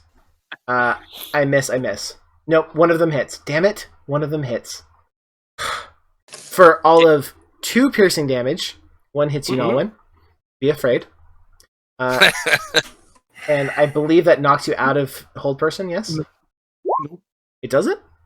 I kept my concentration, which is good. Okay, got it. And then the other one is going to open his gills and fire all of his at you, Tanari. Get your cloak, though. 19 to hit, which I'm guessing hits you, even with your cloak, for 5 piercing damage. And the other one is... Did we do the blessing? Because they have to do something with the blessing. No. Blessing is for when they attack or if they have to make a saving throw. Neither of these things. Yeah, when a target makes an attack roll, when the target... right. I see what you're saying. Yeah. Can I use my deflect missiles on this one, or does that not work for this? You 1,000,000% can. Because I would like to. Yeah, use a key and do that. This is a perfect opportunity for it. I think it's free to catch. It just uses the reaction, and it's a key to throw back. Is it? You can use your action to deflect or catch missiles when you're hit by a ranged attack. I want her to do the whole... Oh, yeah, it's totally not a key. Where she catches it with her hands, you know? Mm-hmm. It's her damage. It's the key to return fire. Right. Okay, so you rolled a 1d10, Tanari? I haven't, but I can. Yep. Go ahead and do that. You can just type in /1d10, or that works perfect. Alright, so 7, you can't throw it back because you didn't... Oh, actually, if you do it to 0, you can throw it back. So now, if you want, you can... Use your blessing. If she spends a key, she can return the attack. Yes. Yep. So use that blessing. I'm assuming you want to do that? Yes. Yeah. Okay. So now you make a ranged attack with a weapon piece of ammo that you just caught. This attack has more efficiency. Your guys' weapon. Okay. So just click on your dart throw, your dart thing again, and we'll use that as the roll. But we'll use this damage for it. And your blessing. Don't forget your blessing. What's the blessing? I mean, what does it do? Unfortunately, with a 10, you miss. So you caught it. Say what? Oops. She adds a D4. Oh, you're right. Roll that D4. Let's see if you. She has the D4 from blessing. Yeah. So roll a D4. 13. Yes, it hits. Yay! Oh, totally sick. Something. So this weird like spiky thing flies by you and misses, and the other one's coming right for you, and you just pull it out of the air, and using that momentum, spin around and throw it right back directly at the thing that had shot it at you, and it crashes right into its chest. Go ahead and roll 1d6. Hey Todd, say hi to Amy. Oh, and the damage. Nice. 6 damage. Nice work. Right. You have Dex mod 2 to that, right? Or no? Is it this guy that I've already attacked? That would be nice. She had her Dex mod to that, I think. It says you have proficiency. You take. You catch the missile this way, blah, blah, blah. As part of the same reaction, you make attack with proficiency regardless of weapon proficiency.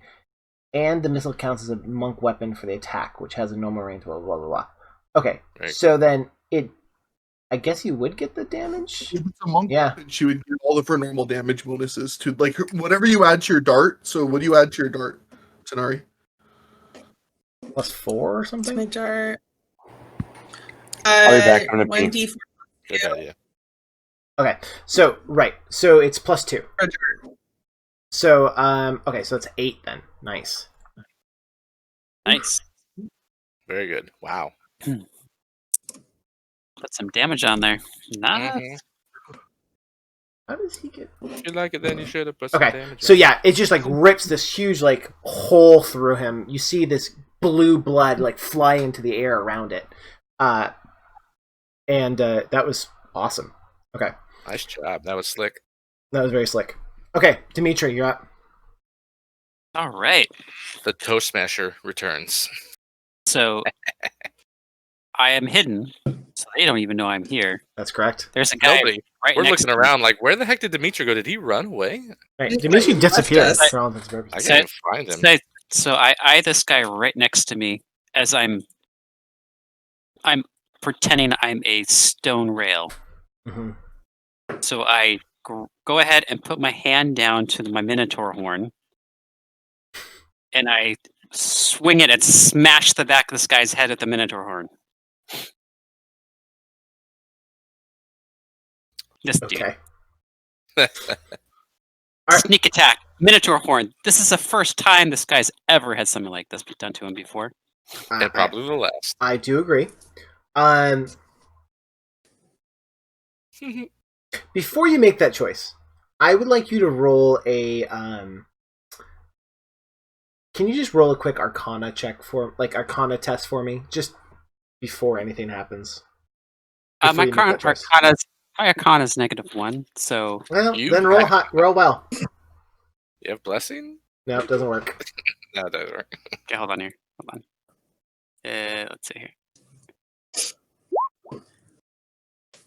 Okay. Well, So, go figure. As they're like walking up to you and you're thinking about what you're gonna do and you're holding your Minotaur horn, like, yeah, this would be the perfect thing for this. You also realize that Minotaur horns are very useful to be used in magical things, especially if you wanted to like use it as some kind of focus with like adding gems to it or something like that in a like an alchemist kind of way. It is a very useful item. And breaking it on the back of the Sahuagin's head might not be the best option, but it's up to you if you would still like to make this choice. I appreciate you like telling me that, but I guess I'll just. All right, fine. I mean, I kind of still want to break it over. You're welcome to break it. I'm just letting you know that it does have other uses. All right, so I look at the Minotaur horn and say, this would have been so cool. All right. So then I go ahead and grab my crowbar. Your crowbar? Yes. Don't you have a weapon? This is a plumber. He's going plumbing on this guy. You kidding me? Crowbar. I mean, you're not going to get sneak attack with a crowbar, but it's true. This is from the darkness, and he has no idea I'm here. Of course, I get sneak attack with the crowbar. You don't get sneak attack. It's not a finesse have a weapon with it's not a finesse weapon. All right, I forgot to be all. All right, so Dimitri's going to be bored and go ahead and just say, "All right, I guess I'll stab him from like an inch away." Sneak attack. Okay. Sneak attack. Go and roll to hit. Too bad you can't sick your rug on him. You could bring that rug back to life and stick it on him. Sure. He just needs to hook up with a good necromancer. He could make it happen. All right. I think that's what you need to get from our lich guy. You need him to make you a new rug that is loyal to you. 10? 20 damage. You get advantage because you were hidden. So it's the 13. Alright, we'll see if I can hit him or not, though. Yes. You're blessed. He's also blessed. Oh, you're blessed. Get that D4. That's true. Should I roll for it, or does it matter? It doesn't matter. 13's enough. So you out of the darkness come up and just slam this thing like directly through its sternum and like out its front, and then pull it back as blue blood splashes into the air, and you pull your rapier back, and it screams out in pain and looks at you, and it's still alive, but you can see like this blood just pouring out of it. It's really, really close to dead. Okay, well, we'll go ahead and do a dagger attack. Okay.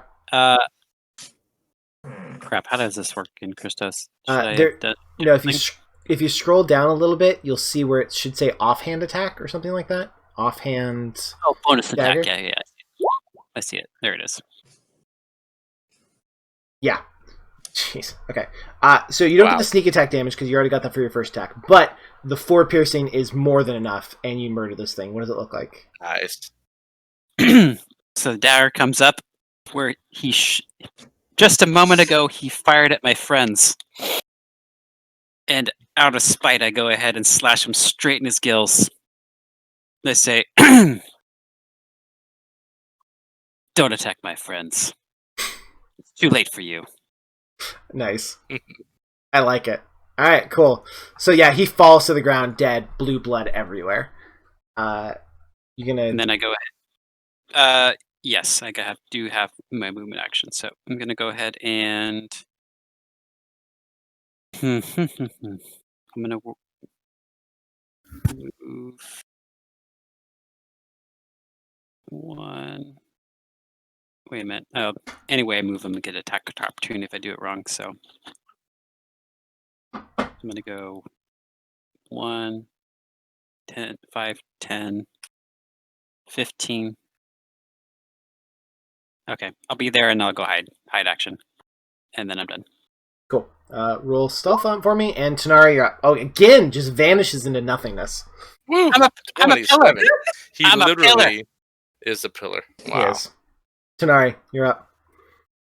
Also, the Sahuagin direct, or the thing right in front of you, is his eyes its big watery eyes are this big as it's staring at you, having just thrown that thing back at it. It'd never seen anything like that before. So I'm gonna run up to him and then smack him. Okay, I like it. Wait, I have to hit. Well, with my quarterstaff in the face. Right. I was in the wrong place. Okay. Gonna be a silver dollar staff in a second. Kapow! Okay, so you swing for it and just miss it. It flies right over his head. What about the plus Get to through attack? it. She has a plus to attack. Roll that d4? No? It's not going to be enough. Not A gonna be 6, enough. yeah, with the 6, you're not going to have enough. Dang it. Yeah. And unfortunately, you Okay, can't make a... Well, so here's the deal. You already used your reaction. Oh, no, so you can still make your unarmed attempt. I'm sorry. You can still make your unarmed attack. This is another turn, right? Yep, you're fine. You get your reaction back at the start. That was a reaction to Oh, that's right. his attacking me. But That's right, she's that was not last using turn. Yeah, it's a bonus. So you can attack unarmed as well? Smack him. Yeah. Kick him in the face. Nice, that's Back enough. So click on the thing that says damage. Nice. Okay, so you slam into it. Actually, that's enough. What does it look like when you kill it? Nice. Woo. I'm probably gonna smack him over the top of his head, and his eyes are gonna bug out. Nice. I love it. Nice. Love it. And it's just sounds. Awesome. I love it. Okay. All right, Nalwyn, you're up, sir. So you have to make a trying to escape your old person. Wisdom, right? Wisdom. Wiggle, wiggle, wiggle. That's enough. You break out. Cool. And that's the end of my turn. Is it at the beginning or the end of your turn? Does it say? And Does it? Okay. it's Then the yes, end. you're out. Okay. I'm super useful, guys. Next turn. Next turn, you're gonna roll on him. So far, I've attacked no one. So I'm blessing you. I sanctuaried you, man. You just get that gem and get up here. Yeah, it feels Alright. restful where you are. So, the woman in the long robes comes around the corner, and she raises her staff again and screams out, an angry noise. angry noise. I like that. Angry noise. I'm so angry. Okay, and Kale. Oh man. Someone give you a cheeseburger. Did I do that? No, probably not. You should do it again. Wow, it really does. Okay, so this blast of this pure white light, which you recognize is actually what? Marshmallows? No, sorry, I take that back. It's this dark, purpley energy that kind of feels divine, kind of like when you do your spells, but different. Comes and slams into you with 12 damage against you, as it burns into your flesh through your armor. No saving throw? No. On a hit, the next attack roll made against the target before the end of the turn has advantage. So you have as this energy crashes into you, you see it's glowing on your armor, making you an easy target. And 12 damage? You took 12 damage. Yep. and then she quickly dives back behind the wall. Sulfyrux. So you're in a situation. You're diving straight down towards this gem, right? It's only about 40 feet more for you. You can probably get it and then start coming back up. Or the thing behind you, the big bulky thing that's swimming at a fast pace, is only probably like 10 feet behind you in the water. He's definitely going to catch you next turn, probably no matter what. So that is your current circumstance. You are holding your breath. You do have a high con score, so you can hold your breath for a long time, relatively speaking. But just what would you like to do? Gem first. Okay. Give me an athletics check to see how this goes.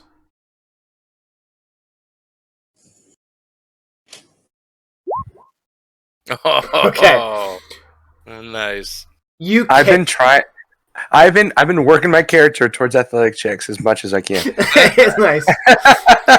So you kick hard and your tail going too, and you just like a jet go right down to the bottom. You land on the bottom of the water's floor, right? Dust goes up around you in like this billow, and you grab hold of the gem.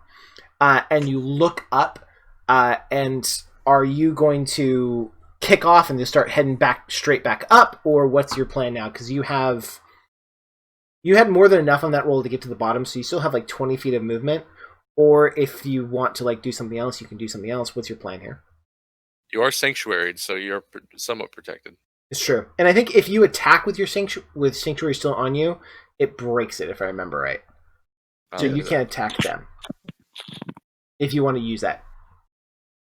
What I want to do is, given your description of what happened,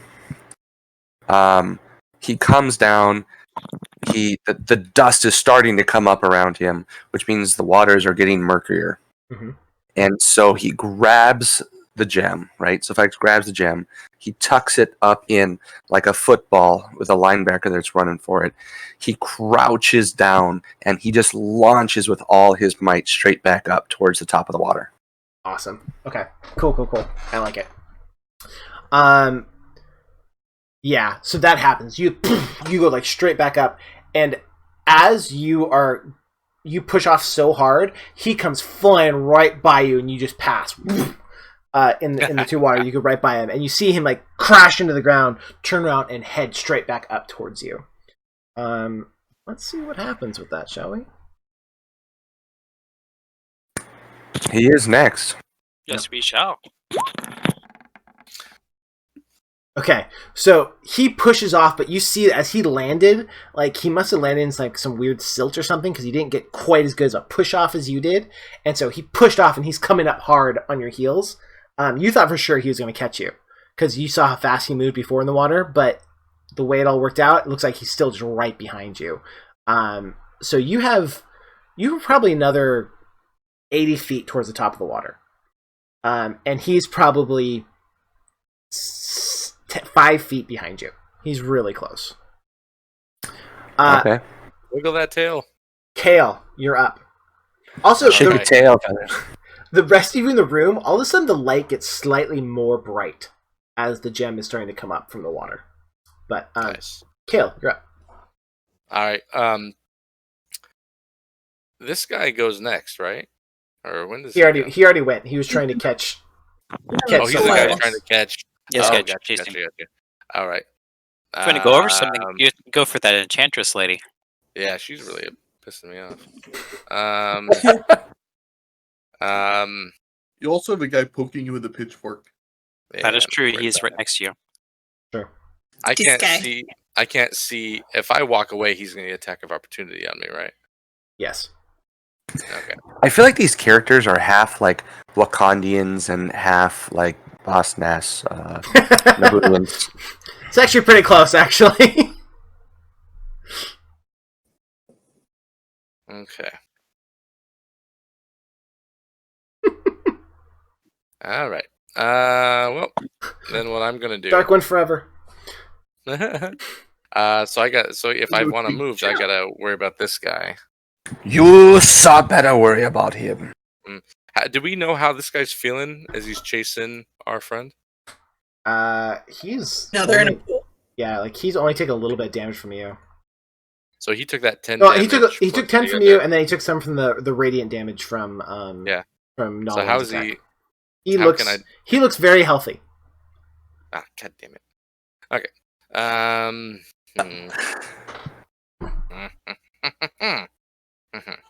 Okay. To meta for a second, like, just get everybody else out the way. Because then you have your whole. Kale's got to make his choice. You're in the water, sir. No, I'm gonna pull. So Sulfyrux says,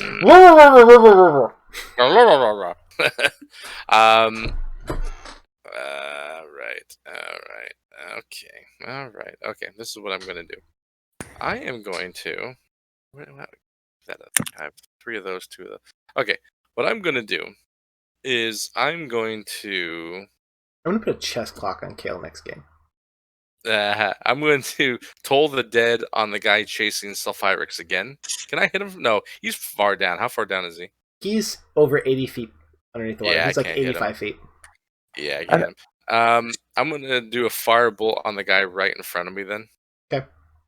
As a cantrip.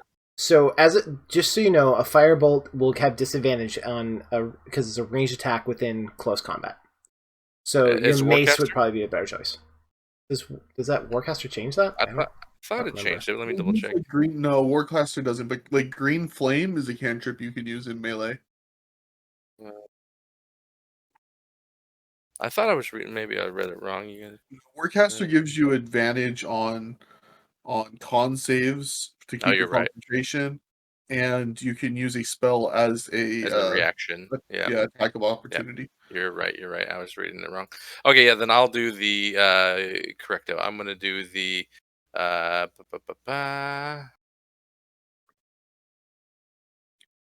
hold on. Actually, you know what? No. You know what? No. I'm gonna cast Inflict Wounds on the guy right in front of me. I didn't like that little pokey he did to me. I like it. Touch. Do it. Inflict Wounds. What level? Very dark side angry of you. Level 1. But yeah, okay. I did not like that poke. Inflict Wounds. Boom! 24 damage. Holy crap! Boom! Holy crap! Whoa! Down, son. Down. Dang. Wow, that was a bad touch. That was not my blessing touch. That was a bad touch. Wow. You're like, oh look, you don't look so good, my child. Let me heal you with my hands of death.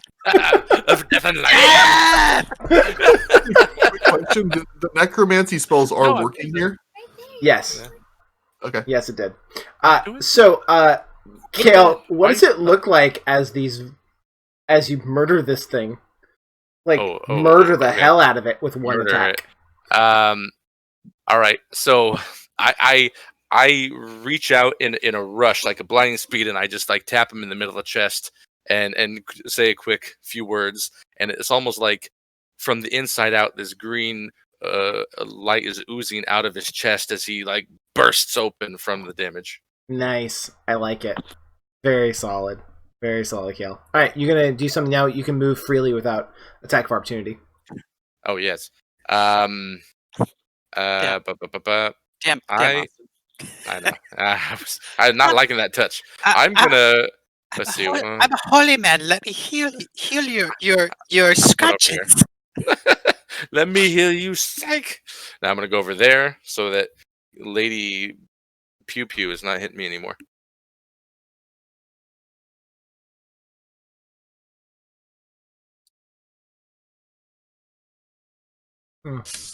Yeah, so I cast that, and then I mutter words to Tempest as I retreat behind the. I assume that's behind a pillar of stone. Something. Yeah, totally. All right. So the last one that's of these small guys is like looking around. He sees all of his friends fall, and I'm sorry. At the start of his turn, I'm gonna go ahead and need to make him make a con save. Okay. It's within 10 feet, not 5? 10. Okay. Con save. I rolled a 16. He succeeds. A 16 and a 1, interestingly enough, but a 16 Wow. is the roll. Okay. Good job. So it sees Tanari and it pulls back its trident and comes at you, Tanari, with 2 quick stabs. So the first one, whoom, like whistles right past your ear and misses you, and the second one comes in hard with a 17 versus AC. That hits. That hits. Okay. And you feel it pierce through, like just misses your cloak and pierces through your skin for 9 piercing damage. Oof. Okay. Okay. Dimitri, you're up. I saw what he did to That Tanari. cloak's helping very much. Maybe I should take it back. You're Say getting what? blood all over it. Yeah, sure. All right, so I saw what he did. I'm not trying to die. I'm not trying to die. It just comes natural. That's what you said last time. It's what I do. All right, so I see what he does to Tanari, and I feel my blood boiling as I look upon him and say, "Okay, I'm no longer a pillar. I am a sword. I am a sword." So then I go ahead and rush at him. No longer a pillar. 1, 2. That's 10 feet.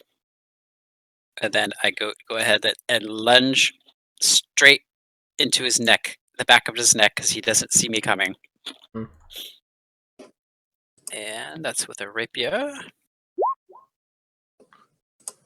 Yeah, for sure. So you slam into him, goes right through the edge of his neck. You didn't quite hit perfectly, but it rips this huge gash through his throat.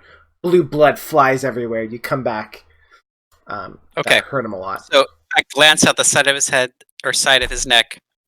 Then I do a spinning attack under my cloak, which billows, and then do a backhanded stab in his side with my dagger. Nice. That's it. No. No. You come in with the dagger and just miss it. And again, you hear a cloak. Billows. But Sadly. it does billow for you, but you can tell it's mocking you. All right, It's a so cloak. then I go ahead, disengage, and I head. Let's see how much movement I have. 20 feet still. So I go 5, 10, 15, 20. I wouldn't go that direction. That's where the pew-pews come from. It's okay. I'm hiding, so it's all good. I'm going back to the edge. We'll see if he hides. Oh, not as stealthy this time. Depends if she can see it well. behind? At the clip. The What's lip he of hiding behind? the lip of the pool. Lip of the pool. Or the dead body. Oh yeah, dead bodies. That's true. He could hide under the dead body. You know, him hiding under things works really good. That's As long as it true. doesn't look like a rug, I'm fine. The body comes alive and eats you. All right, Tanari, you're up. I'm gonna attack the guy.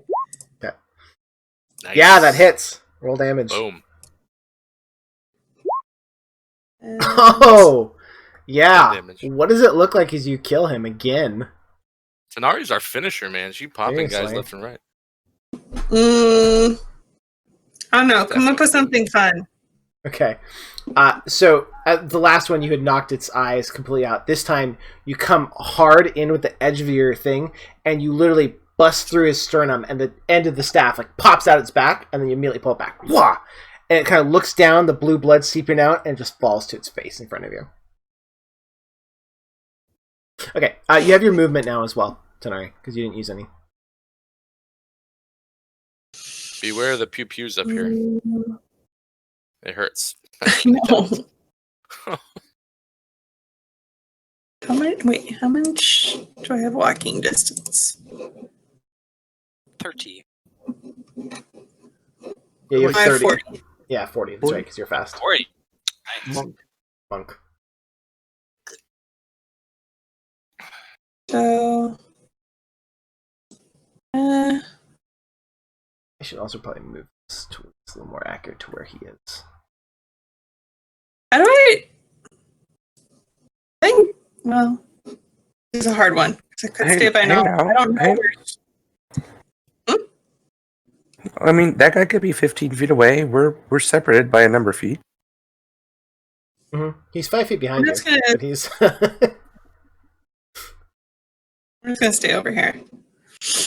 Okay. All right, sounds good. Nalwyn, you're up. My action, I move my beam, and I'm gonna drop it there. Okay, sounds good. And I am going to then use my bonus action. Wait, where is it?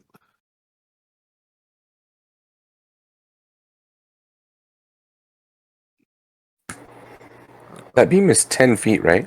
Yeah. It's all 4 of the squares. Yeah. So yeah, I don't have a bonus action, so I'm just gonna move right there. Okay, sounds good. All right. So at the start of her turn, she has to make the test, right? Yeah. And I'm sorry, what is it again? It's wisdom, strength. It's a good question. It is a con save. Con save. That's what it is. Uh, I rolled a 2, so I failed. Sweet. Oh, big numbers. 18. Ooh-wee. That was a major beam came down. Good gosh. It's a lot better than 2. No kidding. Wow. That was more like a satellite beam. Just Okay, I gotta figure out how to deal with this thing. I need to get to my tokens. Okay, 18. Can you put it like under your layer? I can, but then you can't move it. Okay. Okay. Cool. So yeah, that happened. The beam burns it. It screams so loud that you see all the water in the building just like shimmer across the top from the noise of it. And she is going to...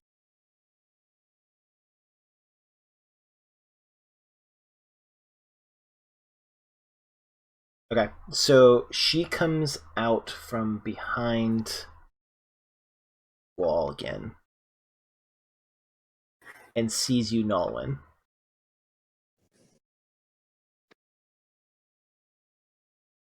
And is going to... So coming around the wall means moving 15 feet? Yeah, she has movement. She wants to get out of the beam of death that's hitting her. Mhm. Okay. And why can't I cast this at a higher level? Because we want to live. He said. I want to live. So you should be able to scroll down into like the other levels, and it should like have the little blue text that you can cast it up. No, but this is with Roll20, unfortunately. All right, hold on. Sorry, let me grab this from the other thing. We can do it from here. 20 or from D&D Beyond. Roll20's been pretty good for this stuff. I'm actually kind of surprised that it's failing me right now.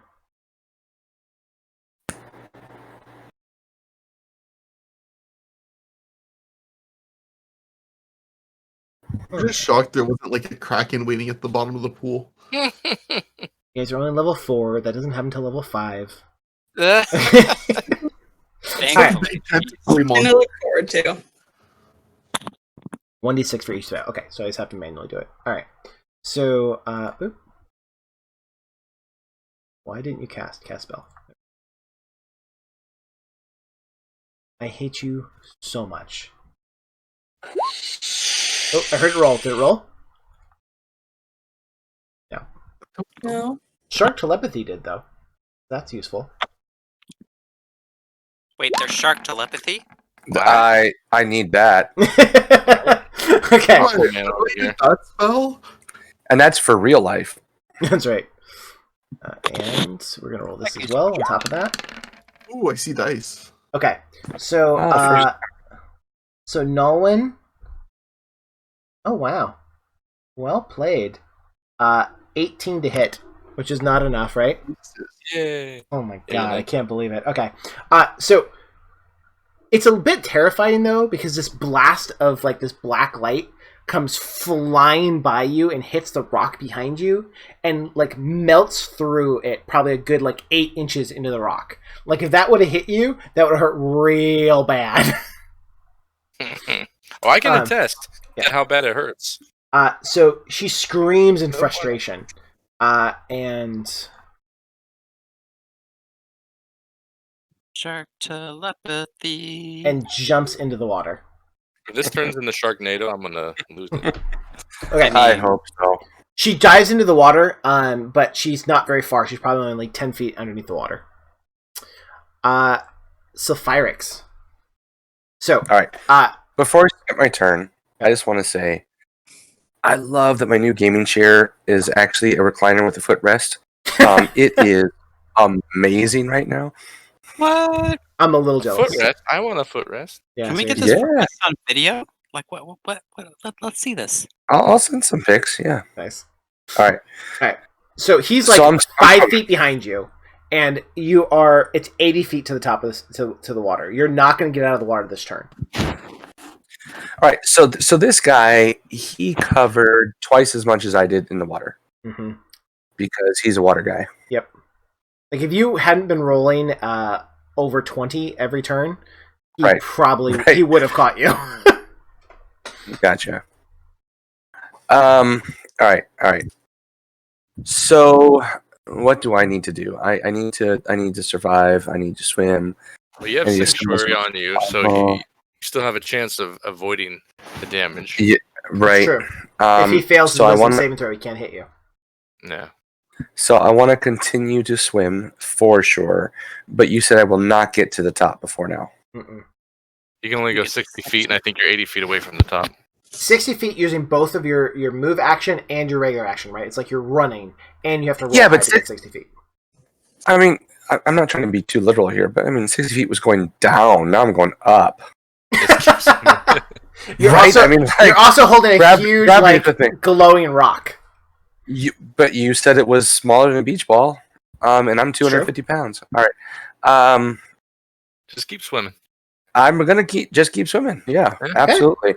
I'm gonna Dory this move right now. Let's do it. Roll an athletics check. Let's see how well you do. All right. Let's got make faith it in not you. Come on, man. suck. Don't suck. Gotta have faith. That's nothing. I don't see anything. Yeah. Oh! Good job. Flying. I don't understand. I don't understand your rolls. I don't understand. Okay. She rolled a 19. You technically get 4. I get to roll with advantage with a +6. Like, what do you want? I don't even understand. You still rolled a 19, dude. Yeah, it's still ridiculous. All right, so you bust up. You're going as fast as you can, and you get all 60 feet. Like you are just moving towards the top of the water. Although your lungs are starting to hurt. Like you're starting to feel that you've been underneath the water for a while. The last turn, you told me I could hold my breath for a long time. It's only been one turn. Well, right. It's starting to hurt. But it's like you went down. Yes, it's starting to hurt. Like you're starting to feel it. You're not. It's not going to be the next turn. It's probably going to be the turn after that. You're going to start to feel it. All right. So, but I'm 20 feet from the surface at this point. Correct. Correct. Okay. There's also a casty lady 10 feet in the water. So I feel like I should be 10 feet from the surface, but all right. Negotiate. Everybody's a critic. Okay. So you start making your way up, and the guy is right behind you, and he's going to, as he gets close to you, he's definitely making up more speed than you are at this point, and he pulls his trident from his back and goes to attack you. But let's see if he can. But what about all the bubbles? What about all the bubbles? DC 13. There's so much bubbles behind me. There's a lot of bubbles. Right. I'm bubbling him. I'm bubbling him. I'm sorry. Right. I'm like, it's 13 wisdom or Wisdom 14 13. wisdom? Yeah. Wisdom 13. Oh, he goes and he wants to attack you and he just can't quite do it. But he is now swimming right next to you. You guys are like fin to fin. The bubbles win. The bubbles have inverted the attack. It's true. So, friendship bubbles yet again win the circumstance. So Christus, who's his new target? Well, no, he just can't make an attack this turn on him. So Let's see what it Is that what the wording of it says? It didn't say it has to it change. says. On a failed save, the creature must choose a new target or lose the attack or spell. Okay, he has no other target that he can make, so he just has to suck it up. Well, there's his lady friend who looks. Wait a second. He's not going to attack her. Darn, I was hoping. So angry. It's a nice idea, but no. All right, Kale, you're up. Kale, all right, yeah. And you see like all these bubbles coming up, and like the lights getting bright, and you see like Sulfyrux and the thing right next to each other, like swimming like this as they go up towards the surface. All right. All right. So I'm gonna. Actually, you don't see that. I'm sorry. I thought you were closer, but if you were, closer, I can still see. Can I see her though? Because she's only 10 feet in the water. She's 10 feet under the water. You can't see her unless you get up to the edge. Hey, so but also, based on last time, it's getting brighter and brighter because now I'm 60 feet closer to the surface, right? Yeah, so it's real bright. It's bright in there. Yeah. I'm casting on her, the Pew Pew lady. I'm doing Toll of the Dead because she took damage, right? Yes, she is definitely taking damage. I think I'm gonna name my next pet that's a woman, the Pew Pew lady. Pew Pew lady. La Pew Pew. Okay. Wisdom saving. All right, here we go. This person? Yes.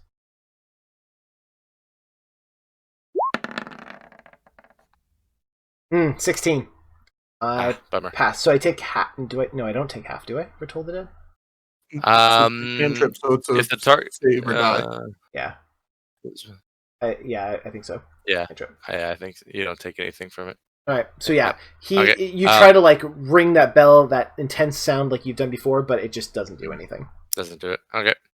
And then I am going to on me. I am going to do healing. Let's see. No, I'm gonna, because I'm missing a bit of hit points. I'm gonna cast a healing word, second level on myself. Okay. Do it. Okay. 8 hit points. 8 hit points. Recover 8 hit points. Done. And done. Dimitri, you're up. Okay. I'm gonna see where the bubbles are coming from, and I'm gonna dive towards Sulfyrux into the water. Ooh, okay. Straight towards him. What? Nice. What? Thankfully, me and Sulfyrux have worked together so much he knows this maneuver. Okay, yeah, that makes sense. I like it. I thought we were trying to avoid this. Okay. You don't know what I'm doing? We'll find out. So, I'm gonna basically dive down and swim to him. If you'll let me do that, I don't know what I need to roll to do this. Okay, well, he's not very far. He's only 20 feet into the water, so I'm guessing you'd like jump off and go down. So I mean, you can get there easy. Okay. And you have a plus attack. You're blessed. So I'm gonna basically signal to him to hand it off.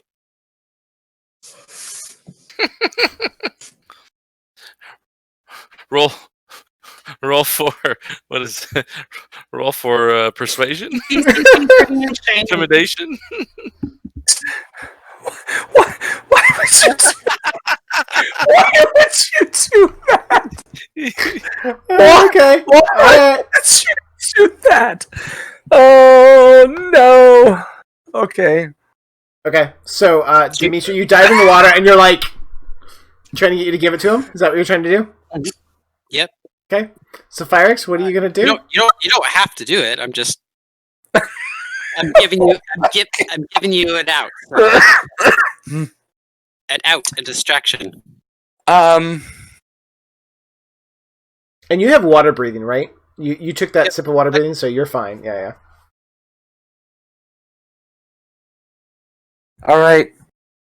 Oh God, this is of all the things, this is not what I expected to happen. That's why we play with Todd. You never know what's going to happen. All right. I am.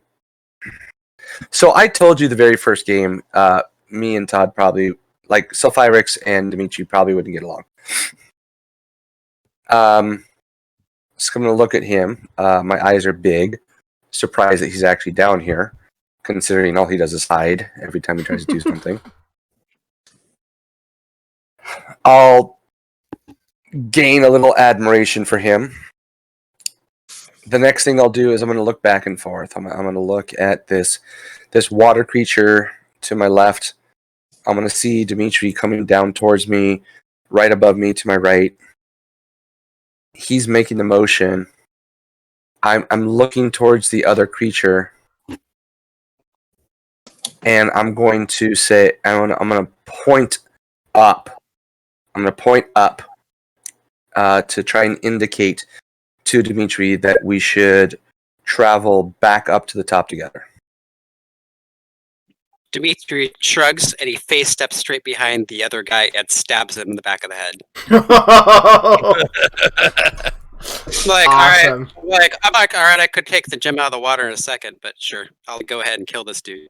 All right, I like it. Use that D4. And I face step literally in his head with my sword, just so you know. Okay, go ahead and make your attack at advantage Why advantage? because it's brilliant. Add your D4 in there too. You get your blessing. All right, sure.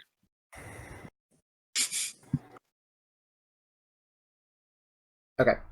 You don't need to roll it. That's high enough. Well, okay, we're rolling anyways. That's fine. So yeah, you hit him, and all of that definitely hits for all 15 damage. You slam it in. The blue blood like emits from the water around you, and it screams and like looks down at you. And what you gonna do, Dimitri? You heard it, but it's still alive. And then And that daggering. Nice. Okay. Nice. And then whack! Another Like, 14 damage. Right Wow. into his side. No, not the 14. He only gets the 4, but still, that's really Oh, good. take 4. I get Okay. Yeah, 4. Okay. Okay, so the water is now cloudy almost with like the amount of blue blood coming out of him. But he still is in pretty good health. You're a little surprised actually how much damage you've done to him. And he's still like going. So many times. This guy's a crazy dude. I shrug again, and then I go hide behind a rock. There's no rocks to hide behind in here, I'm sorry. I hide in the blue blood. I hide in the blue blood. I am blue blood. Yeah, that's a pretty good idea, honestly. Yeah, okay. You Alright. did You can make a hide here at disadvantage. Okay. 10. Right, we'll take a 10. Yeah. I'm the blood's. I'm purple blood. It's blue blood. Right. It's understandable. It happens. Tanari, you're up. There's no one visible to attack. You Right? jump in the water and We're whack. just gonna walk up to and whack who? This girl, I really don't like her. You should hit her with everything. throw rocks at her. I don't care. Shoot a key beam. I don't know what you have here, but can you throw darts maybe at her? You can throw a dart in the water and hit her. Just poke her in the eye. All of it's acceptable to me. Do I get like disadvantage if I throw a dart in the water? Yeah, you're gonna get Seems disadvantage. like it's a Yeah, it's a disadvantage. Ranged Look how attacks are good- disadvantage in water. You have a plus to attack. Yeah, you can roll a d4 to help it. do it. We're only like two moves away from it not necessarily being in the water. Yeah, but she's gonna do nothing. It's my turn now. So Throw a dart. I don't know. Yeah, you throw the dart into the water and it just like it does that weird thing how like coins hit the water and they go sideways. Same deal, and it slides the other way. Ah.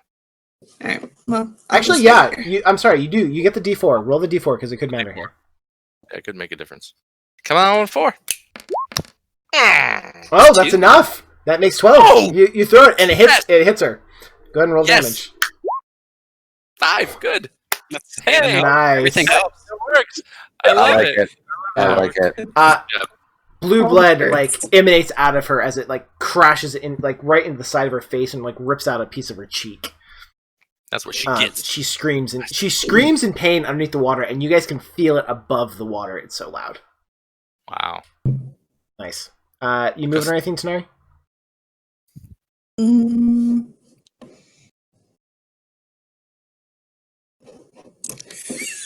Just in case she. One step back. She's like, I'm good with throwing this game. This is much better. Nalwyn, you're up.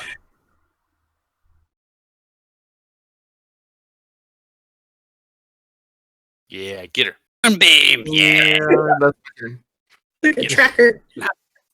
Moonbeam. Okay. Oh wait, no. You know what? Uh huh. All the beams. It's getting in the water. Nice. Oh, in the water. For a swim. Party in the No, water. I love it. So Okay. is that beam hitting both creatures? No. Oh man! If only it was Close. square. Super close. Yeah. Yeah, too small to get hit to. Yeah. Okay. By the way, is she a werewolf?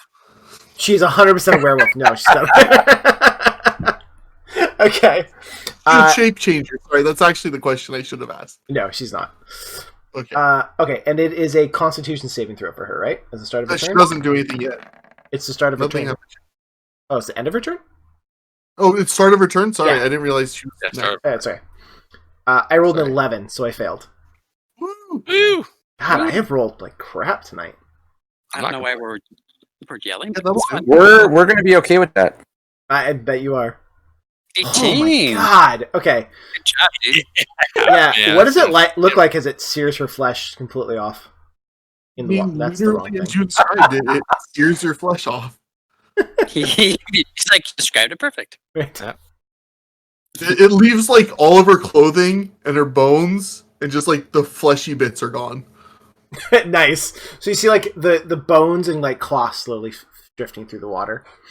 I like She it. gets. All right, Sulfy, you're up. Okay, so I want to. We're not being chased anymore. He's been stabbed in the back of the head. He's busy. Is that true? Depends on what he does. He might ignore Todd and accept the attack of opportunity to keep going. I'm sorry, Dimitri. Or he may turn around to fight him, or who knows what he's going to do. Okay, so I'm going to continue with my anticipated moves before all the people started swimming as well. Okay. What I'd like to do is get close enough to throw the stone out of the water where I'm no longer holding it. Okay. Toss it to me. That was my plan, right? I want to throw it. I can't see anybody at this point, right? I'm 20 feet below, but I want to get enough and also throw it. Okay. At the same time, can I engage my rage at this point? Rage is bonus Yeah, action, so yes. It's a bonus action. Mm-hmm. I know I will lose my sanctuary, but I feel like it might be a good time to do that. Okay, so you're going to swim up like 15 feet, throw the thing through the last 5 feet up to Kale? Right. Yep. Well, yeah, I mean, more or less. I mean, look at where I'm at. I mean, like, that's Yeah. the closest point anyway. I But think yeah. so too. Okay. Yeah, so I would just throw it out the closest place I could out of the water. Mhm. That's my goal here.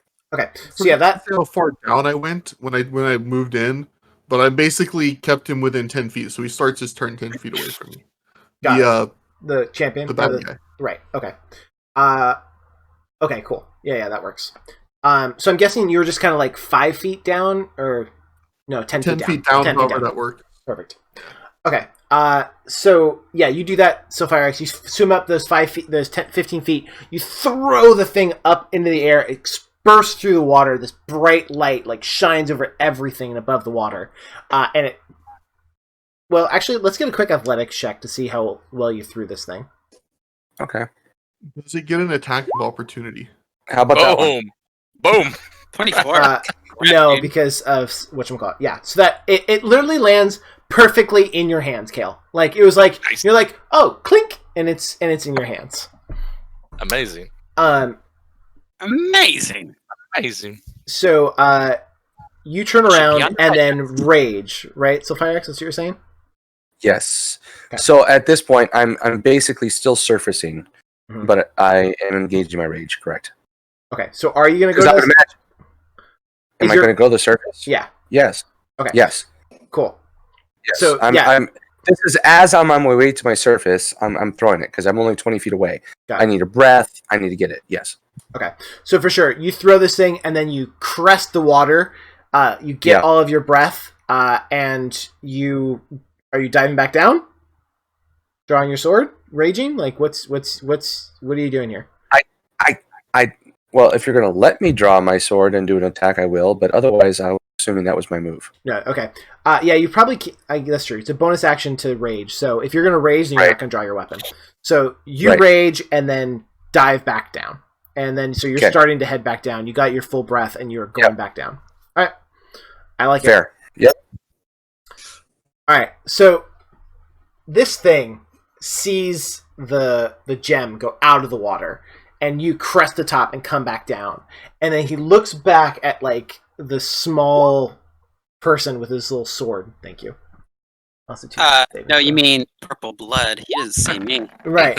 He looks back at the purple blood looking at him. I passed with a 20. On the little stuff, I'm passing great. Damn it! Okay. All right, I'm not purple blood. So he turns around and he looks at you, Dimitri, and he looks back up at the cresting thing coming back down towards him. And he yells underneath the water to where you can all hear him. I demand single combat! And he points directly at Sulfyrux. Oh, snap. All right. And it's the weirdest thing, because you all heard him clearly underneath the water. Like, no human voice could do what he just did, and you all heard it clearly in common underneath the water. Yeah, I mean, like, we couldn't hear anything that they were saying before, so... Right. Now, just, I would like to point out that if you can defeat him and not kill him, we could question him now that we know that he can speak common. Or telepathy common, who knows? He's going to hold his action, waiting to see what happens. What? So, I'm gonna, like, he's the last combatant, right? Like, it is of this situation. You guys have a couple seconds to, like, talk quickly between each other. Well, some of you are in the water, so you probably can't. But I don't know what you guys are gonna do here, but you need to do something. Kale, you're holding the gem. Yeah. I'm holding the gem. Okay, challenged you. Gem man. It's Dimitri's initiative, or no? It's Kale's technically. But Kale's out of the water. Mm-hmm. I'm out of the water. Yeah. So can we be? I heard him though. Yeah, but I just wanted to make sure. So everybody in and out heard. Yep. So we in the water, like we heard it, like he was near us and echoing, but people outside are like distorted, but still blew up out there. Yeah, they can still hear it out above the water. It did sound kind of like gurgly, but you could hear it. But you in the water sound like he was like whispering into your ear, practically, yelling into your ear. But it's on me. Yeah, it is your turn. Oh man, I'm. Well, while Kale's thinking real quick, by the way, does raging actually break the sanctuary? I don't think until you attack. No. Not until you attack. Not right. It's not an attack. Okay. What do I know, Sulfy? What do I know about you in terms of how you handle a challenge of combat? Like, are you very honor bound? Are you going to be a kind of guy that's going to, you know, like I would know, hey, you know, if he gets challenged, I got to let him, you know, do his thing. So based on what our DM and, you know, Christos has told us before, as far as like what I do and who I am. So first of all, we've known each other for a long time. It was at least 3 years, as I recall. Mm-hmm. And so you've worked along. I'm independent. I don't say a lot. I hit, you know, all of my tasks head on. I don't want to like try and overthink it. I'm just gonna go for it. So Sulfyrux likely. Go ahead. I'm sorry, Christos. No. Would Kale think that Sulfyrux would want to take this challenge? That's the question. Yeah, and so that long. And that's where I'm getting is Sulfyrux would not back down from this challenge. Sulfyrux is gonna like jump out of the water, take his stance, and be like, "Okay, bring it." Like that's likely what Sulfyrux would do. Do I know that? Do I know Yes. that you would be mad if I prevented that? I don't think that it's a matter of being mad for Sulfyrux. Sulfyrux is not necessarily there to get into fights, but he's not going to back down from one. Mhm. So he's been challenged, right? So at this point, unless something happens, Sulfyrux has no other opportunity in his mind but to meet this challenge. Of course, but if I did something that circumvented that, you wouldn't be like look at me like, dude, what the heck, you know? I would not worry about metagaming it too much. Yeah, I think okay. that, I think Sulfyrux gonna go, but we're all in the same team. And other than him hating the Lich because the way that the gameplay has gone, he hasn't had something to do otherwise. I think we're just all working together. So yeah, don't worry about it. So I'm going to. I am, as this whole thing's been going on, I am. I've been thinking, you know, and a thought popped into my head as to, you know, could we're hearing one side of the story about the whole end of the world, and could the whole end of the world be something that we're all trying to prevent, or could it be something that a particular individual, aka our Lich friend, is trying to bring about? You know, and I'm starting to have second doubts here. So I want to talk to this guy. I want to quiz this guy, not kill him. So I'm going to cast Hold Person on him. Oh, aggressively. Yeah. Oh. Wisdom 13.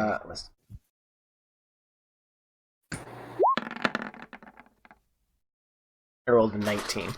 So he shakes it off. Okay, so with that, Champion is going to turn around and slam his trident at Dimitri, as he held his turn for some kind of response, and that's the response he got. So.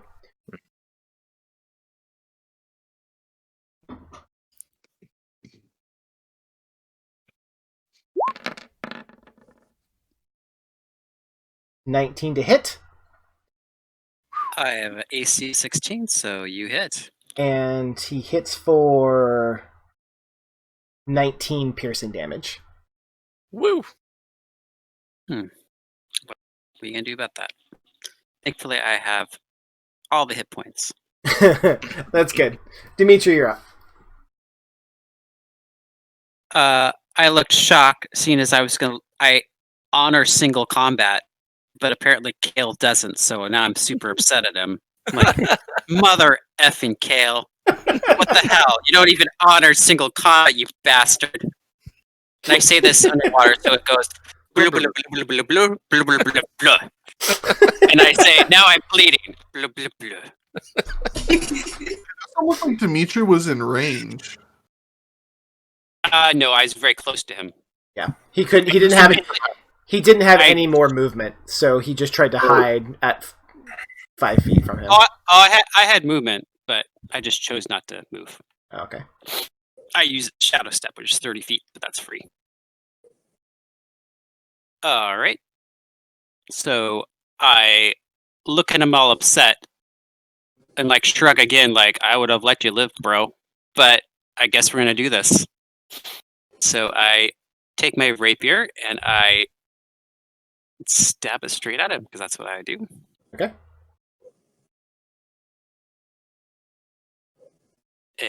We roll the rapier again. 7. Seriously? Roll your d4. Yeah, I know it won't go. It's not gonna help. Yeah. It's okay. I could do dagger, which would still get sneak attack if it hits. So. Hey, Evelyn. Welcome. So happy you made it.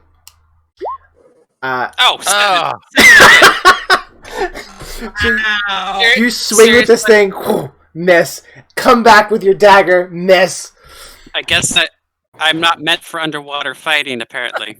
The fire shakes his head and says, elves should stay in the trees. I suddenly rethink everything and say, man, I wish he'd just give me the gem and I wouldn't have to be under the water like this, but whatever. And then I go ahead and swim down 30 feet and go hide again. So So you only get half distance and water, so you're only able to swim 15 feet. Yeah, go ahead. Sorry, Tanari, what? If I wanted to, could I have him use one of my bennies so he can re-roll all that? No, bennies are going to be only for each individual person. It's okay. Oh, bummer. Yeah. It's okay. What's a Benny do? I just look ridiculous. You get to re-roll all your stuff, or they're successful depending on what Christos allows. Yeah. So Todd, you used your bonus action to attack, so you can't hide. It's not a bonus action to hide. Yes, it is. It's a different type of action. It's called a cunning action. Which uses your bonus action. Yeah, cunning action is one action. But I can attack with my dagger and then also do a cunning action. No. Because attacking offhanded, unless there's something in Swashbuckler that lets you do that. Yeah, I thought it's something like that, because otherwise we've been playing the last 4 games wrong. You can take a because I bonus thought action. we said that. No, he gets disengaged for free. That's right, but not hide. That's right. Bonus action each of your turns to dash and disengage or hide action. You get disengaged for free. There we go, not hide. Yeah, or hide. Huh? Dash, disengage, or hide. I can use those. No, he's reading cunning action, but cunning action uses your bonus action. Right. So does offhand attack. Okay, well, if that's how it is, then I guess we'll play differently. I thought I could take a dagger attack and hide, but I guess I can't. If that's the case, it says you can take a bonus action on each of your turns, but I guess if I have a bonus action used, then it wouldn't work that way, huh? Yes. Person. Banning so? Yeah, we've got a couple people in here that are trying to. You want to be famous? Oh, damn. Yeah, lots of bots.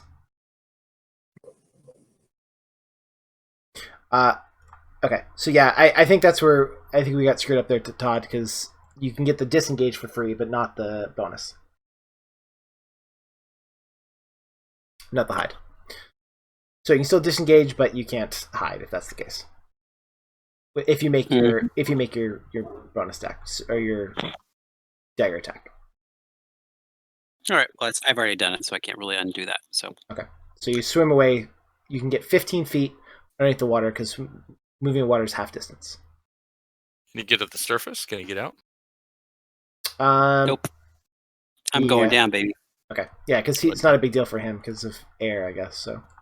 Okay. Cool. Next up, Tanari.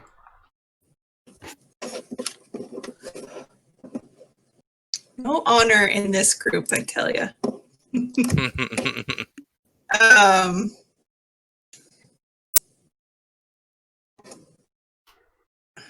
Yeah, he's very. I guess they're not gonna. He didn't accept the challenge though. So, how many darts do I have? A million. Like limited I really. Amount of darts. Yeah. I'm just gonna keep throwing darts. Okay. Nine. You throw it in the water. Slice Wait, aside. how many? Do I use the D4? Does it matter? It doesn't hit. Yeah, it won't hit even with the D4. It's just gonna fly to the side. I'm just gonna wait here. At water. I'm not jumping in the water. Tanari's like, I'm the only smart one. Screw you all. Okay. Nalwyn, you're up. Okay, so let's go ahead and I'm just gonna move that there. Okay. Pew. And let's see. Did I take the spell?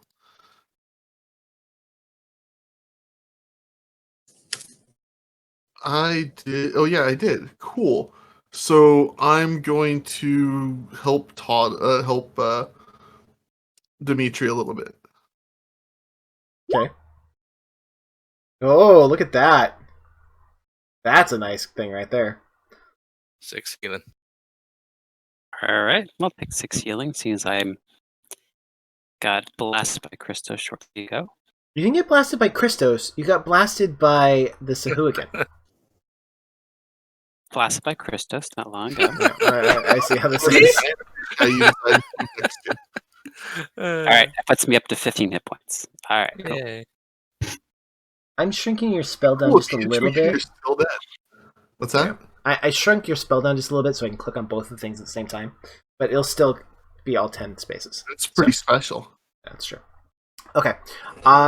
Cool. Sulfyrux, you're up.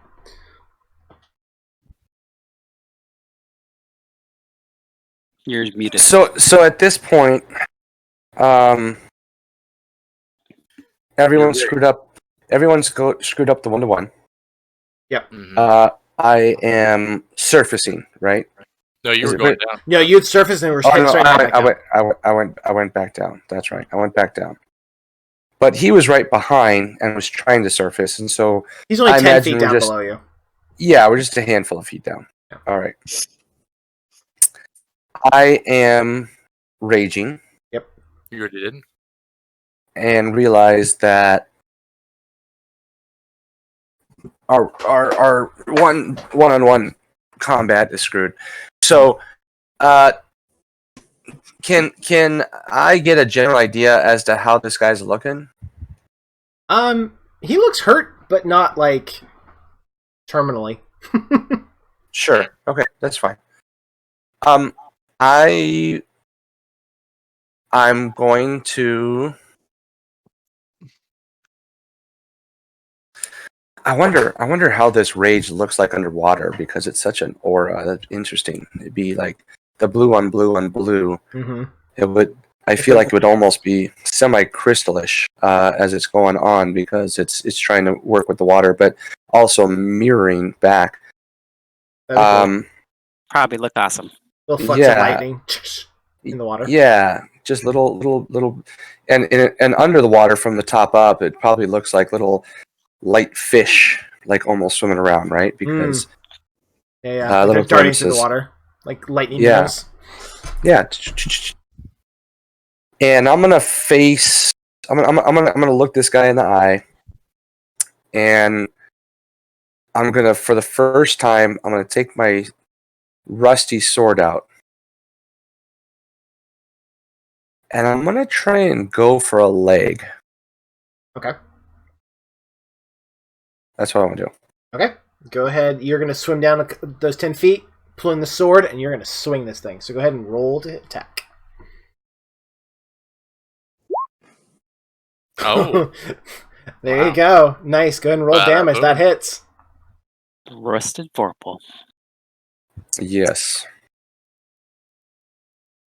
You can just click on in actual roll 20. You can click where it says click and roll damage, and we'll do the damage for you there. I can. Yeah. You can. Click. Oh, that thing. Gotcha. Okay. Okay. 11 is not bad. 11 is not bad at all. So you crash in this thing. You rip this huge chunk through its skin, and it looks at you and it grins like it's ready to go. All right. Awesome.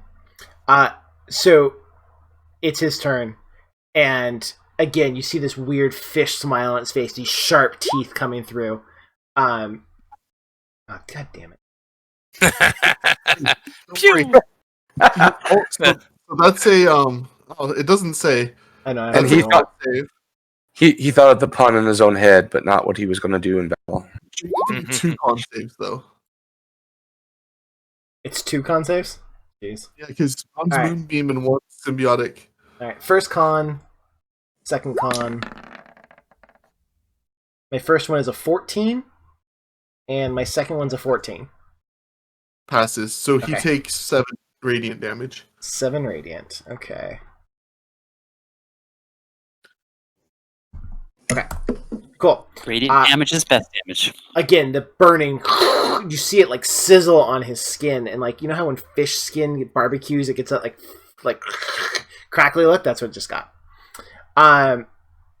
And he has his spear out, and he has these forearms, right? And he's holding the one, and his other arm comes out and grabs the second spear behind him. So he now has two spears, one in each of his two sets of hands, and he swims those like that little towards you, and just and he goes in for quick strikes with his spear at you, Sulfyrux. Okay, so 4 fast, lightning fast attacks. Like the water like swirls around you in like this vortex. They come so fast. The first one, 17 to hit. So what am I rolling? No, you're not rolling anything. Just tell me what your AC is. Your armor class. It's next to initiative underneath 14. 14. Okay, so the first one hits 5 piercing damage, but you're going to half that because you're raging, so you're only taking 2. Okay. The second attack comes in, you easily dodge it. It's a pathetic attempt. You sneer at him. The third one comes in hard, and this one goes right into you at a 16 to hit, and you take 11 piercing damage, so halved. That's 5. 5. So that's a total of 7 right now. And then the last one comes up with 19 to hit, and you're going to take 10, so half of that is 5. So all these quick lightning attacks. I got hurt. Yes. Yeah, 12 damage total. Yep. Yeah. Which is ridiculous for as little as that was. But which is not bad. I'm still 29 out of 41, so. Yeah, freaking barbarians. Okay. Kale, you're up. Okay. Yeah, you're the one that got us into the mess to begin with. Me? Hey, I just wanted to hold him for questioning. I'm gonna. That's why I went for his leg. I'm gonna toll the dead on him. Okay. It's a wisdom we decided, right? Yep. 13. Yep. Pass. Yeah, 13. Pass. Okay. And